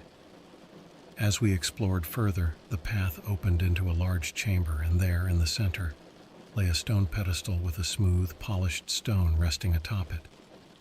The Stone of Echoes was a deep azure color, shimmering with an inner light that seemed to pulse gently in time with our heartbeats. It was both beautiful and awe-inspiring, and I felt an overwhelming sense of reverence as I approached it. Alara and I exchanged a glance, knowing we had found something extraordinary. Carefully, she reached out and touched the stone, and a soft hum resonated through the chamber. I placed my hand beside hers, and the hum intensified, a wave of warmth spreading through us. In that moment, I felt a connection to something vast and profound. Images and sensations flooded my mind, as if I was glimpsing a universe of possibilities and knowledge. It was as if the stone was communicating with us, sharing insights and understanding. We realized then that the Stone of Echoes was not just a tool for communication, but a bridge to a deeper connection with the beings beyond the portal. It allowed us to perceive their intentions and emotions, revealing a complexity that defied our earlier fears. With this newfound understanding, we returned to the group, eager to share our experiences and insights. The stone became a central part of our efforts, allowing us to deepen our connection with the other realm and establish a dialogue built on trust and curiosity. As guardians, our mission evolved. We continued to protect the gateway, ensuring that the balance between worlds remained intact. But now, we also embraced the role of ambassadors, seeking to foster a relationship that could benefit both realms. Mount Shasta remained a place of mystery and wonder, its secrets now a part of our shared journey. As I stood on the mountain summit, gazing at the vast expanse below, I felt a profound sense of peace and purpose. Our efforts had opened a new chapter, one filled with hope and potential for a brighter future. In the end, the true power of the Gateway was not just in its ability to connect worlds, but in its capacity to bring people together, to unite us in a shared mission of exploration and understanding. And as long as we remained committed to our purpose, I knew that anything was possible.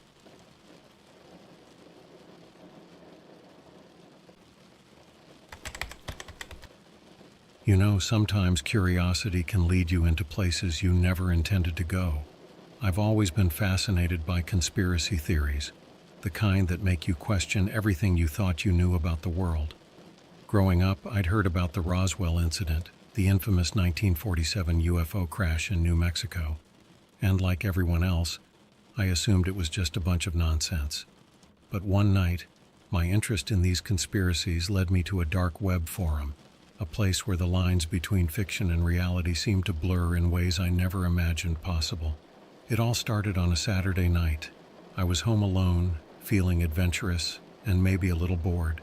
I fired up my laptop, dimmed the lights, and started browsing through some of the usual sites, eventually finding my way to a hidden corner of the internet I'd never seen before. The forum was called The Truth Vault, a place rumored to hold secrets that the government didn't want you to know. I hesitated for a moment, thinking about all the horror stories I'd heard about the dark web, but my curiosity won out, and I clicked on a thread titled The Roswell Files. The post was by someone named Xenomorpher, who claimed to have unearthed a collection of documents and videos that revealed the true story behind the Roswell incident. The files were available for download, and despite the little voice in my head warning me against it, I clicked the link. It took a few minutes, but eventually a folder appeared on my desktop. My heart was pounding, half from excitement and half from fear of what I might find. Inside the folder, there were dozens of documents and video files. I opened the first document, which was a heavily redacted government report. The language was technical, filled with references to unidentified aerial phenomena and metallic debris. But what really caught my attention was a mention of biological entities found at the crash site.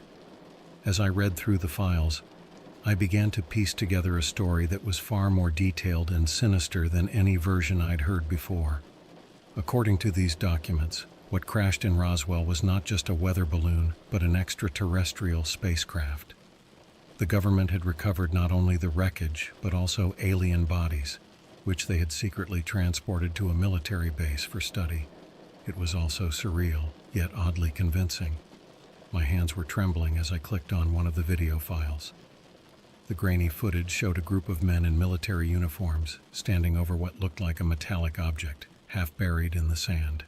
The camera panned to the left, revealing a small gray figure lying motionless on the ground. The image was shaky, but there was no mistaking the otherworldly appearance of the creature. Just as I was beginning to process what I was seeing, the screen suddenly went black, and a warning message popped up. Unauthorized access detected. My stomach dropped, and a chill ran down my spine. It felt as though someone was watching me, as if I had crossed a line and there was no going back. I quickly shut down my laptop, my mind racing with questions. Had I stumbled onto something I wasn't supposed to see? And more importantly, was someone now aware that I had seen it? Over the next few days, I couldn't shake the feeling that I was being watched. I'd catch glimpses of unfamiliar cars parked across the street and hear strange noises outside my window at night.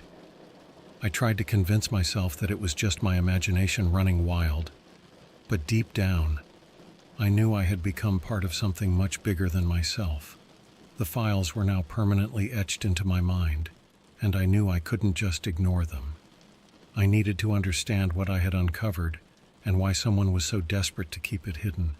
But as I would soon discover, seeking the truth would come with its own set of dangers, and my journey into the unknown was only just beginning.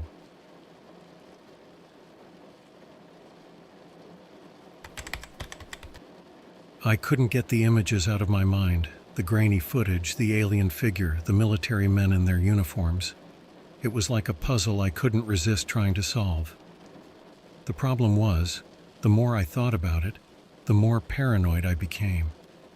Every creak of the floorboards, every rustle of leaves outside my window seemed loaded with menace. I knew I had to be careful, but the urge to uncover the truth was too strong to resist. After a couple of days spent jumping at shadows, I decided to reach out to someone who might understand what I was dealing with. I remembered a podcast I'd once listened to about government cover-ups, hosted by a guy named Ryan, who seemed like he might have some insight into my situation. I found his contact information online and sent him a cryptic email, hinting that I had come across something significant related to Roswell and asking if we could talk. To my surprise, Ryan replied almost immediately. He seemed intrigued and suggested we meet in a public place. I agreed, feeling a strange mix of relief and anxiety. If anyone could help me make sense of the files, it would be someone like him. We met at a small coffee shop in the city center. Ryan was in his early 30s, with a scruffy beard and an air of perpetual curiosity. After some small talk, I handed him a USB drive containing copies of the files.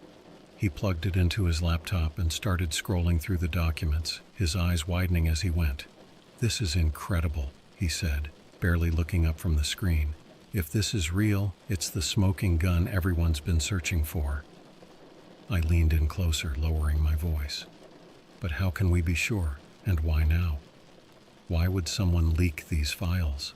Ryan thought for a moment, tapping his fingers on the table. "Maybe there are factions within the government that disagree on how much the public should know, or it could be a whistleblower who thinks the truth should be out there. Either way, it's dangerous." As we talked, I noticed a man sitting a few tables away, seemingly engrossed in a newspaper but glancing our way every now and then. I couldn't shake the feeling that he was watching us. I leaned back in my chair, trying to appear relaxed while my mind raced. "Do you think they're tracking us?" I asked, trying to keep my voice steady. Ryan nodded, his expression serious. "It's possible. Once you've seen something like this, you're a liability. They might try to discredit you or worse." The weight of his words settled heavily on me. I realized how naive I'd been to think I could explore these secrets without consequences. But now that I'd started, there was no turning back. We agreed to stay in touch, exchanging contact information and setting up a secure way to communicate. As I left the coffee shop, I couldn't shake the feeling of eyes on my back. I walked briskly to my car, trying not to look over my shoulder too often.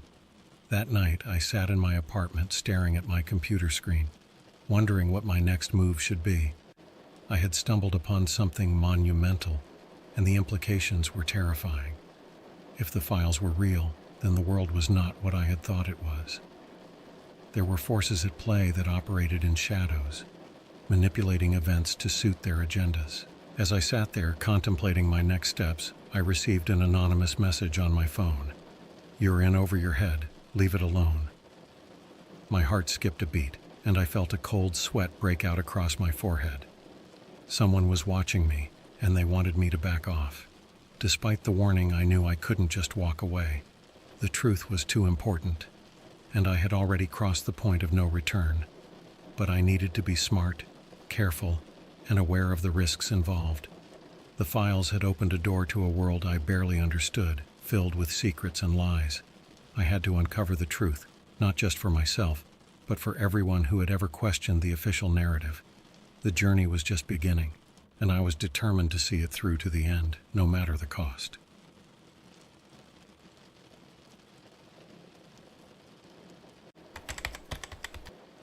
After receiving that chilling anonymous message, I was on edge. It felt like I was living in a spy movie, only without the glamorous gadgets or dashing heroics. I knew I had to be cautious, but the files and the truth they promised gnawed at me relentlessly. The next day I reached out to Ryan again. We needed to dig deeper, but I couldn't do it alone. We decided to enlist the help of a contact Ryan had mentioned during our first meeting, a journalist named Emily. She had a reputation for exposing corruption and wasn't afraid to take on powerful adversaries. If anyone could help us verify the authenticity of the files, it would be her. We arranged to meet Emily in a quiet part of town, in a little diner that looked like it hadn't changed since the 1950s. The place had a comforting air of normalcy, a welcome contrast to the anxiety that had been my constant companion lately. Emily was in her late 30s, with sharp eyes and an air of determination that made it clear she meant business. As we sat down and shared our story, she listened intently, her expression shifting from curiosity to disbelief, and finally to a sort of resigned acceptance. I've seen a lot of crazy things in my time, but this, she said, trailing off as she tapped her fingers on the table thoughtfully. If it's true, it changes everything. We spent the next hour going through the files, discussing potential leads and angles to pursue.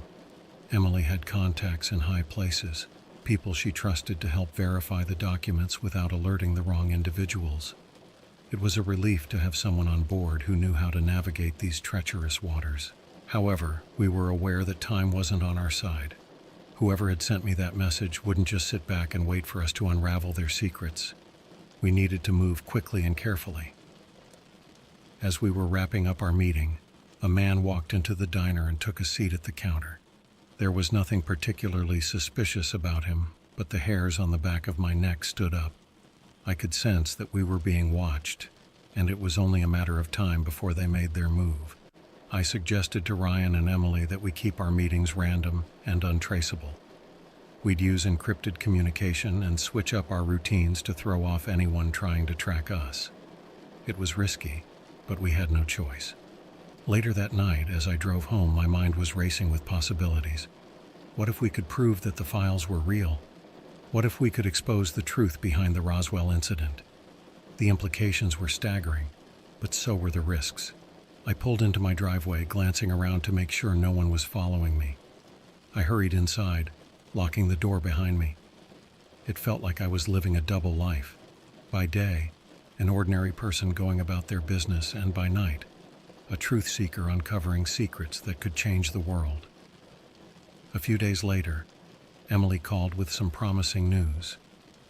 She had managed to verify some of the information in the documents through her contacts. It wasn't conclusive proof, but it was a start. We were on the right track, and I felt a renewed sense of determination. But with each step forward, the danger increased. I started noticing unfamiliar cars parked near my house, and strange clicks on my phone line that suggested someone was listening in. It was unsettling, but it only fueled my resolve to see this through.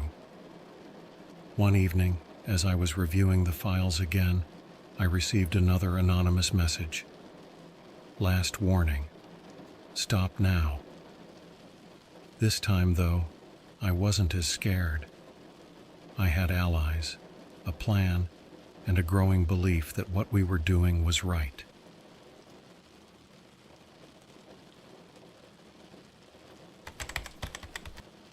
With Emily's help, we were making progress, but I knew we had to tread carefully. Every piece of information we verified was a small victory, but it also made us more of a threat to those who wanted the Roswell files buried.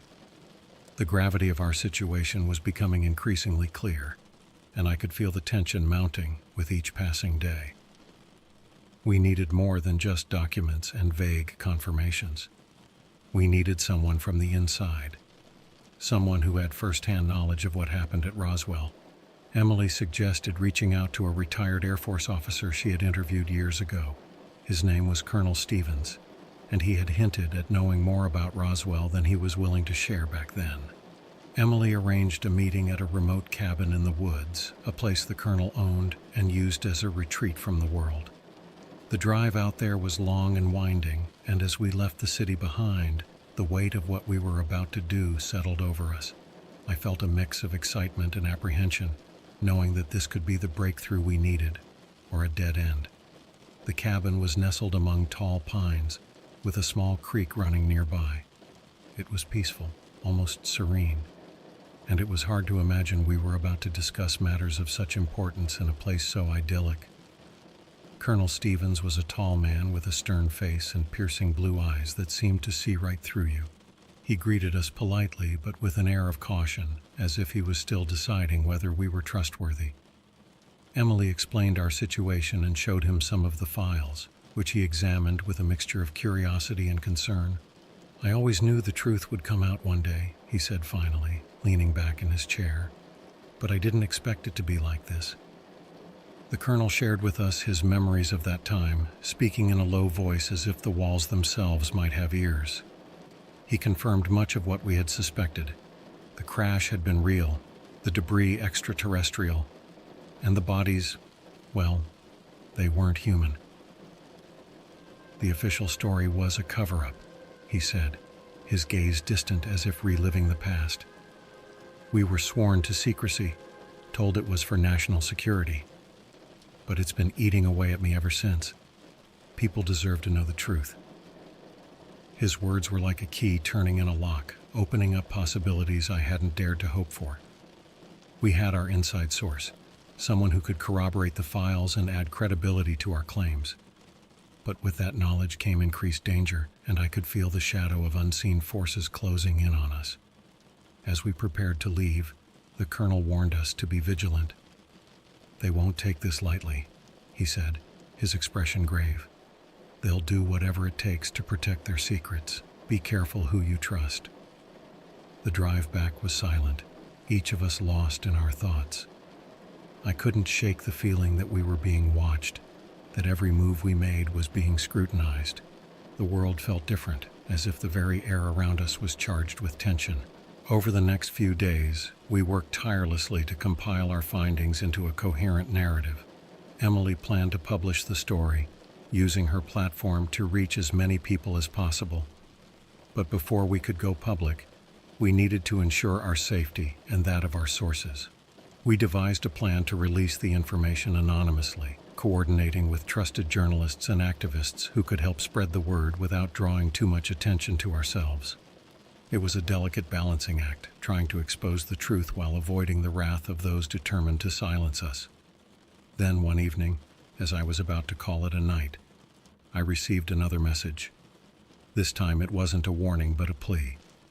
"I can help. Meet me at the park tomorrow at noon. Come alone." The message was unsigned, but something about it felt genuine, as if it were from someone on the inside who wanted to help.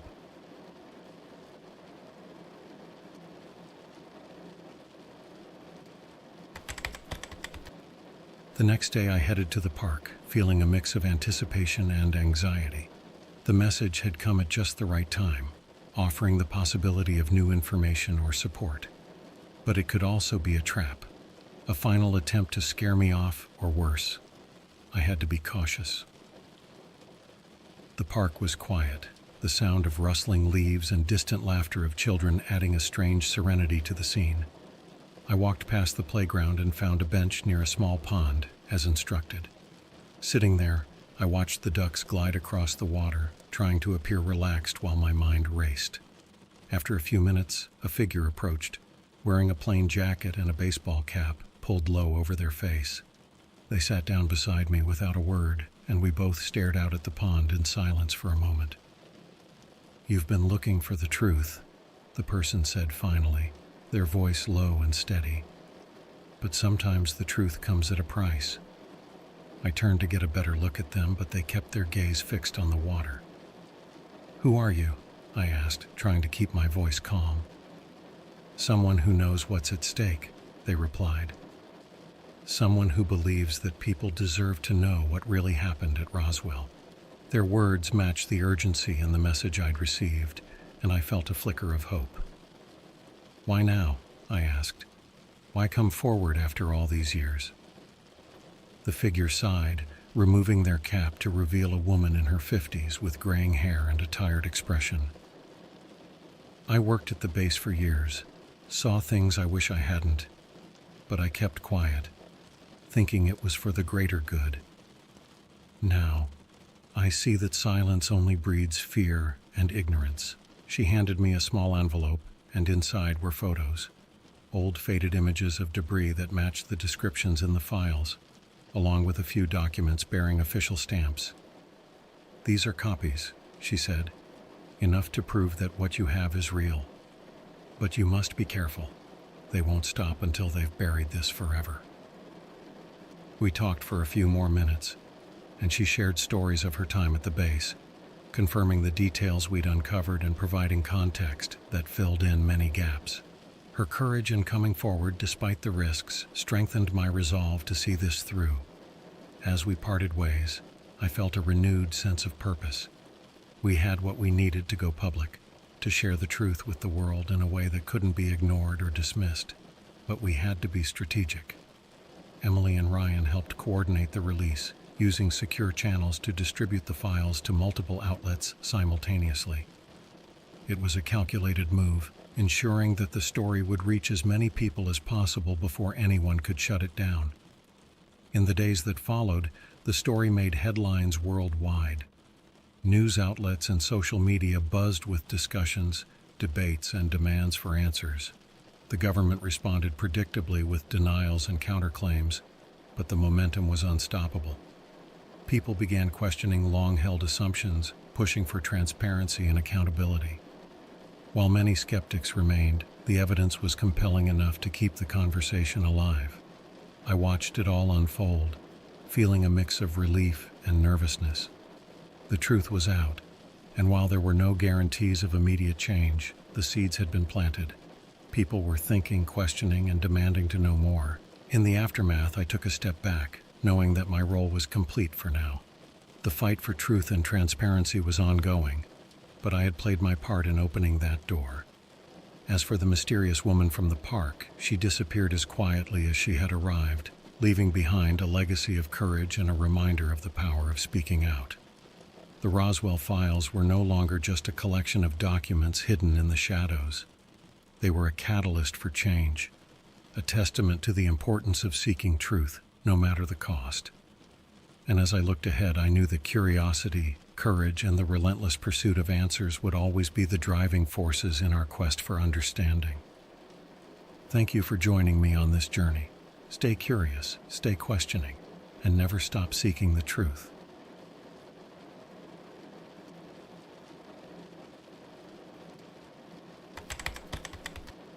I've always been fascinated by the mysterious and the unexplained, but I never imagined my curiosity would lead me to the edge of something as deep and daunting as what I stumbled upon a few weeks ago. It all began on a lazy Saturday night, a perfect setup for diving into the more obscure corners of the internet. As someone who's always been captivated by conspiracy theories, I knew my way around the darker parts of the web, places where rumors of secret societies and hidden truths were part of the usual chatter. That night, while navigating a forum dedicated to decoding ancient symbols, I noticed a post titled, "The Vatican's Secret Archives, Leaked Documents." It seemed too fantastical to be true, yet it was precisely the kind of rabbit hole I loved falling into. The post included a series of downloadable links, claiming to be documents from the Vatican's most secretive files. The discussion below the post was full of skepticism, but a few comments hinted at something more substantial. Curiosity piqued, I clicked the link, fully expecting it to be a hoax or, at best, a collection of poorly fabricated documents. What I found was beyond anything I could have anticipated. The documents, encrypted and password protected, required a bit of digital finesse to access. As I broke through the encryption, I found myself staring at pages upon pages of Latin text, accompanied by translations that detailed interactions between Vatican officials and what appeared to be extraterrestrial beings.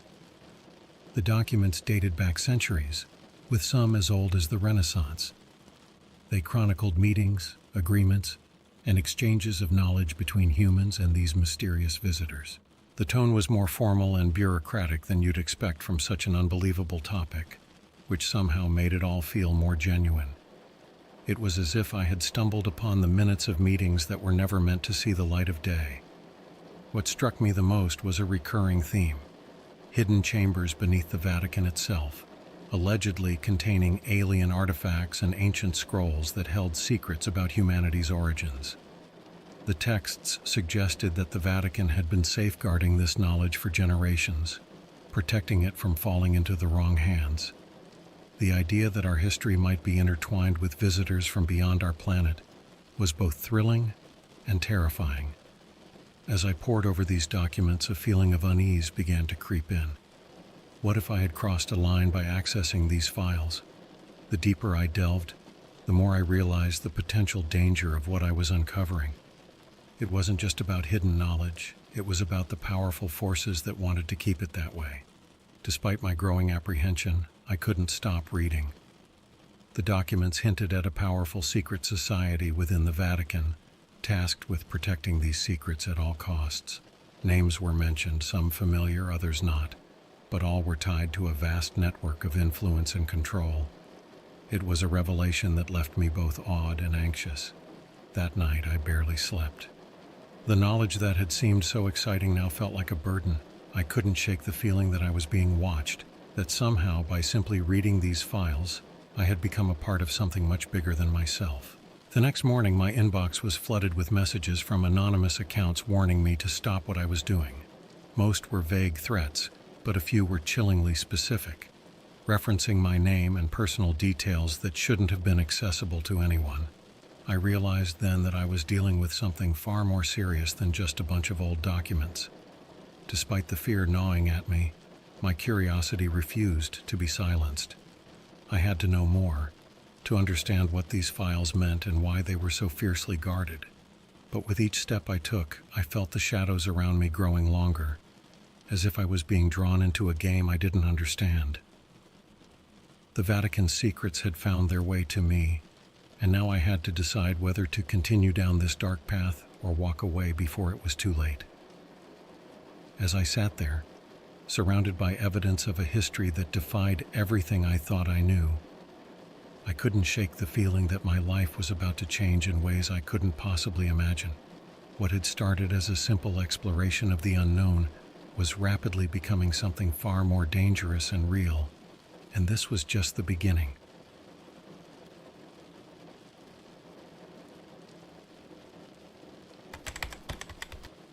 The warnings I received didn't deter me. If anything, they fueled my determination. I spent the next few days trying to piece together the fragments of information I had found, hoping to gain a clearer picture of the truth.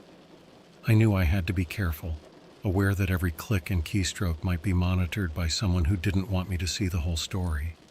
To stay under the radar, I switched devices and used VPNs, trying to cover my digital tracks as best as I could.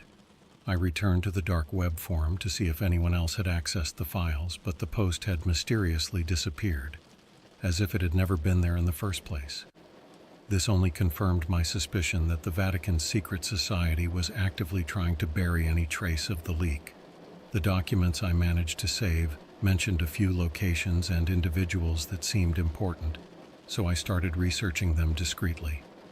One name in particular stood out: Cardinal Angelo De Carlo. According to the files, he had been one of the key figures involved in maintaining the Vatican's contact with extraterrestrial entities. Though he passed away decades ago, the documents suggested that he had left behind a trail of clues leading to one of the hidden chambers beneath the Vatican. My research led me to a small town in Italy where Cardinal Angelo had spent his final years. The town was quaint, with cobblestone streets and a centuries-old church that seemed untouched by time. I decided to travel there, hoping to find someone who might know more about the Cardinal's secrets. As I explored the town, I met an elderly priest named Father Luca. He had lived in the town his entire life and had been a close confidant of Cardinal Angelo. Over a cup of tea, I gently broached the subject, trying not to reveal too much about what I knew. To my surprise, Father Luca seemed unfazed by the mention of aliens and secret chambers. Instead, he smiled knowingly and said, "The Cardinal was a man of great wisdom. He believed there were truths the world wasn't ready to face." Encouraged by his response, I asked if he knew anything about the hidden chambers. Father Luca leaned back, looking thoughtful. "There are stories, of course, old stories passed down by those who have served here. But I am just a humble servant of God. If the Cardinal wished to keep these secrets, he must have had his reasons." Although Father Luca's words were vague, I sensed that he knew more than he was letting on. As I left the church, he handed me a worn envelope saying, "For when you truly wish to see." Back in my hotel room, I opened the envelope to find a faded photograph of the Cardinal standing before an ancient-looking door, partially hidden behind vines and stone. Scrawled on the back were the words, "Beneath the light of truth." It was a cryptic message, yet I felt certain it was a clue leading to one of the hidden chambers. The next day I returned to the church, searching for anything resembling the photograph. The building was filled with old relics and artifacts, but nothing matched the image. Frustrated, I sat down in one of the pews, staring at the stained glass windows as sunlight streamed through, casting colorful patterns on the floor. Then it hit me, the stained glass, the light of truth. The window depicted scenes from the Bible, but one panel in particular caught my eye. A depiction of the Archangel Michael, his sword raised, standing before a door remarkably similar to the one in the photograph. Following a hunch, I made my way to the basement of the church. It was damp and musty, filled with forgotten relics and dusty storage boxes. As I moved some of the boxes aside, I discovered a stone archway partially hidden behind a tapestry. Heart-pounding, I pulled the tapestry away to reveal the same door from the photograph. Its carvings faded, but unmistakable. With a mix of excitement and trepidation, I pushed the door, feeling it give way under my hand. The air inside was cool and dry, and I stepped into a narrow corridor that seemed to stretch into darkness. This was it. My first real step into a world hidden from history, a world that might hold answers to questions humans have asked for millennia. I knew that once I crossed this threshold, there would be no turning back. But curiosity and a sense of purpose drove me onward, deeper into the shadows, where secrets long guarded awaited discovery.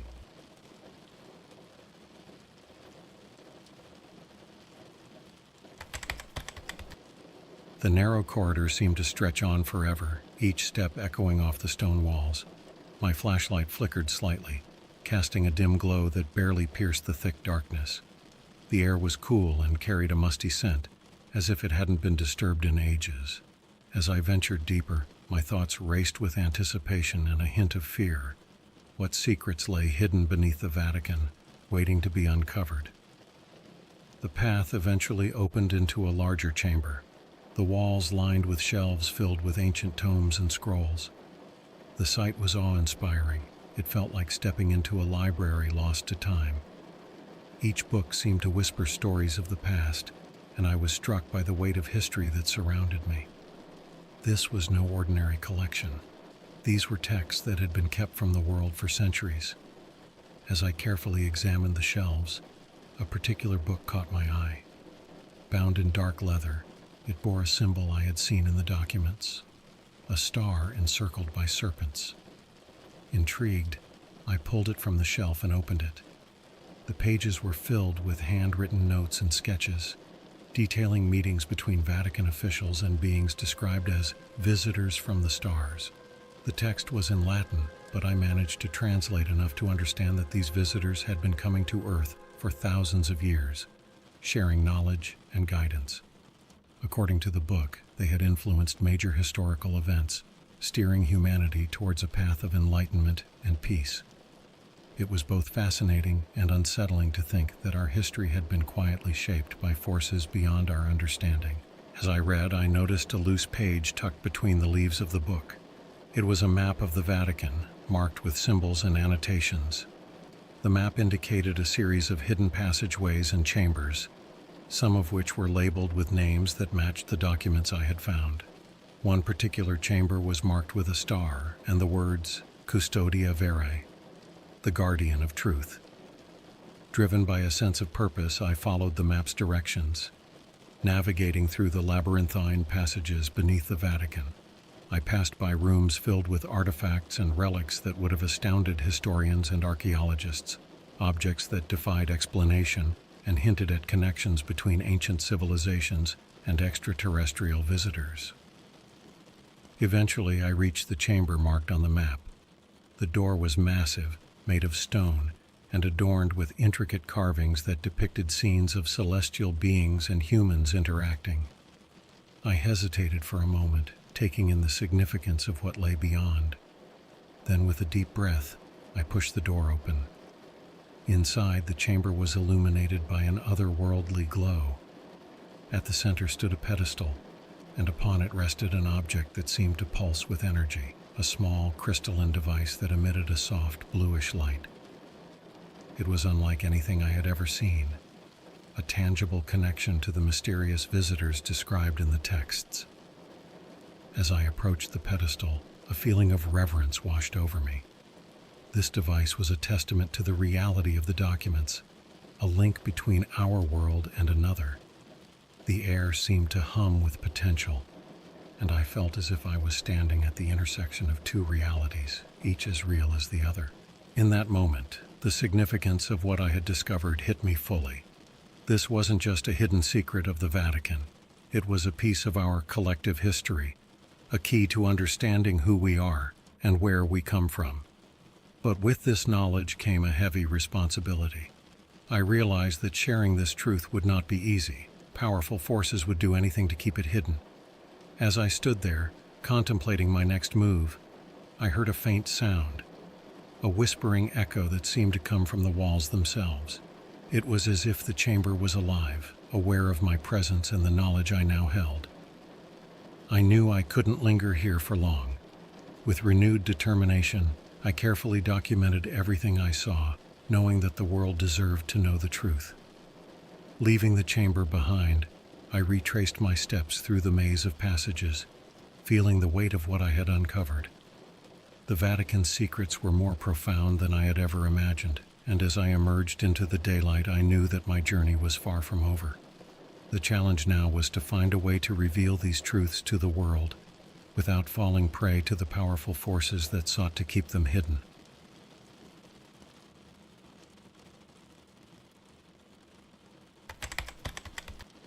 Leaving the hidden chambers beneath the Vatican felt like waking from a dream. The contrast between the ancient secrets I had uncovered and the bustling city around me was stark. As I walked through the streets of Rome, I couldn't shake the feeling that I was being watched, as if unseen eyes were tracking my every move. The knowledge I carried was precious, but it also made me a target. Back in my hotel room, I spread out the documents, photographs, and notes I had collected. Each piece of evidence was a fragment of a much larger puzzle, one that hinted at a history intertwined with extraterrestrial influences. I knew I needed to share this with the world, but the question was how to do so without endangering myself or those around me.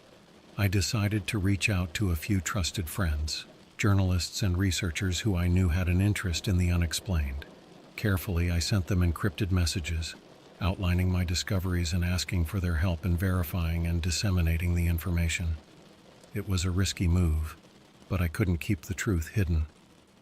As I waited for their responses, I delved deeper into the materials I had found, looking for any additional clues or connections.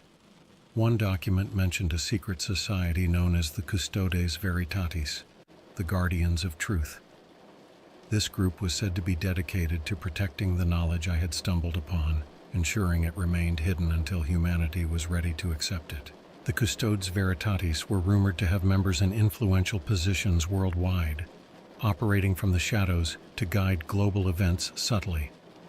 The idea that such a group existed was both intriguing and intimidating.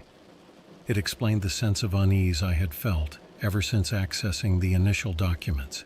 I was now entangled in a web of secrets that spanned centuries.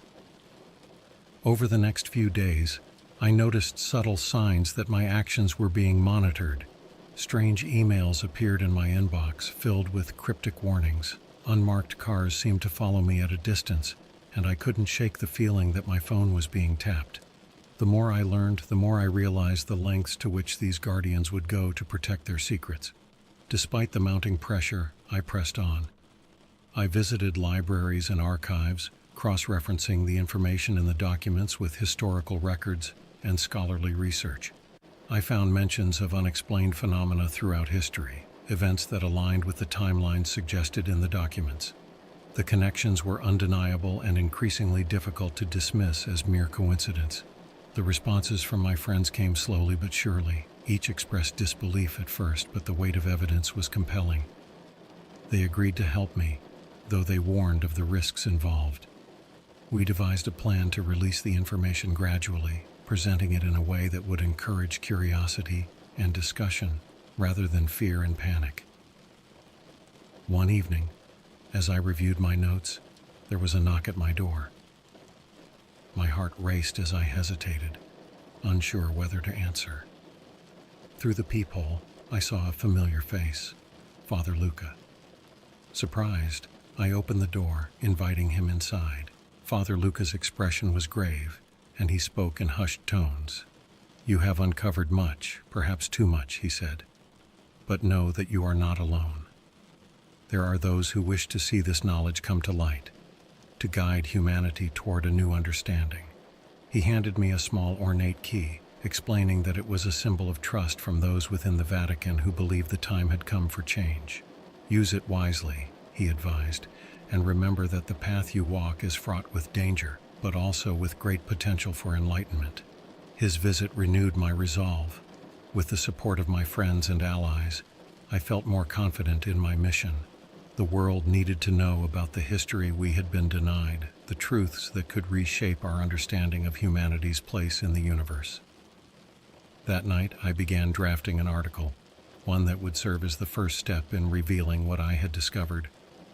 I knew it would be controversial and that many would dismiss it as fantasy or conspiracy, but I was determined to present the evidence clearly and compellingly, to spark curiosity and inspire others to seek the truth. As I wrote, I felt a sense of purpose and clarity. The Vatican's secrets were no longer just shadows of the past. They were a beacon for the future, a chance to expand our understanding and embrace a reality that had been hidden for too long. My journey was nearing a turning point, and I was ready to face whatever lay ahead.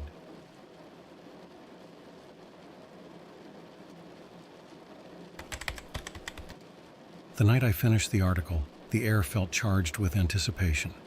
I knew the stakes were high, but I also believed in the importance of what I was about to do. I carefully uploaded the draft to a secure server, ensuring it would be sent to my contacts at various news outlets and independent journalists the moment I hit publish. The article was a comprehensive overview of my findings.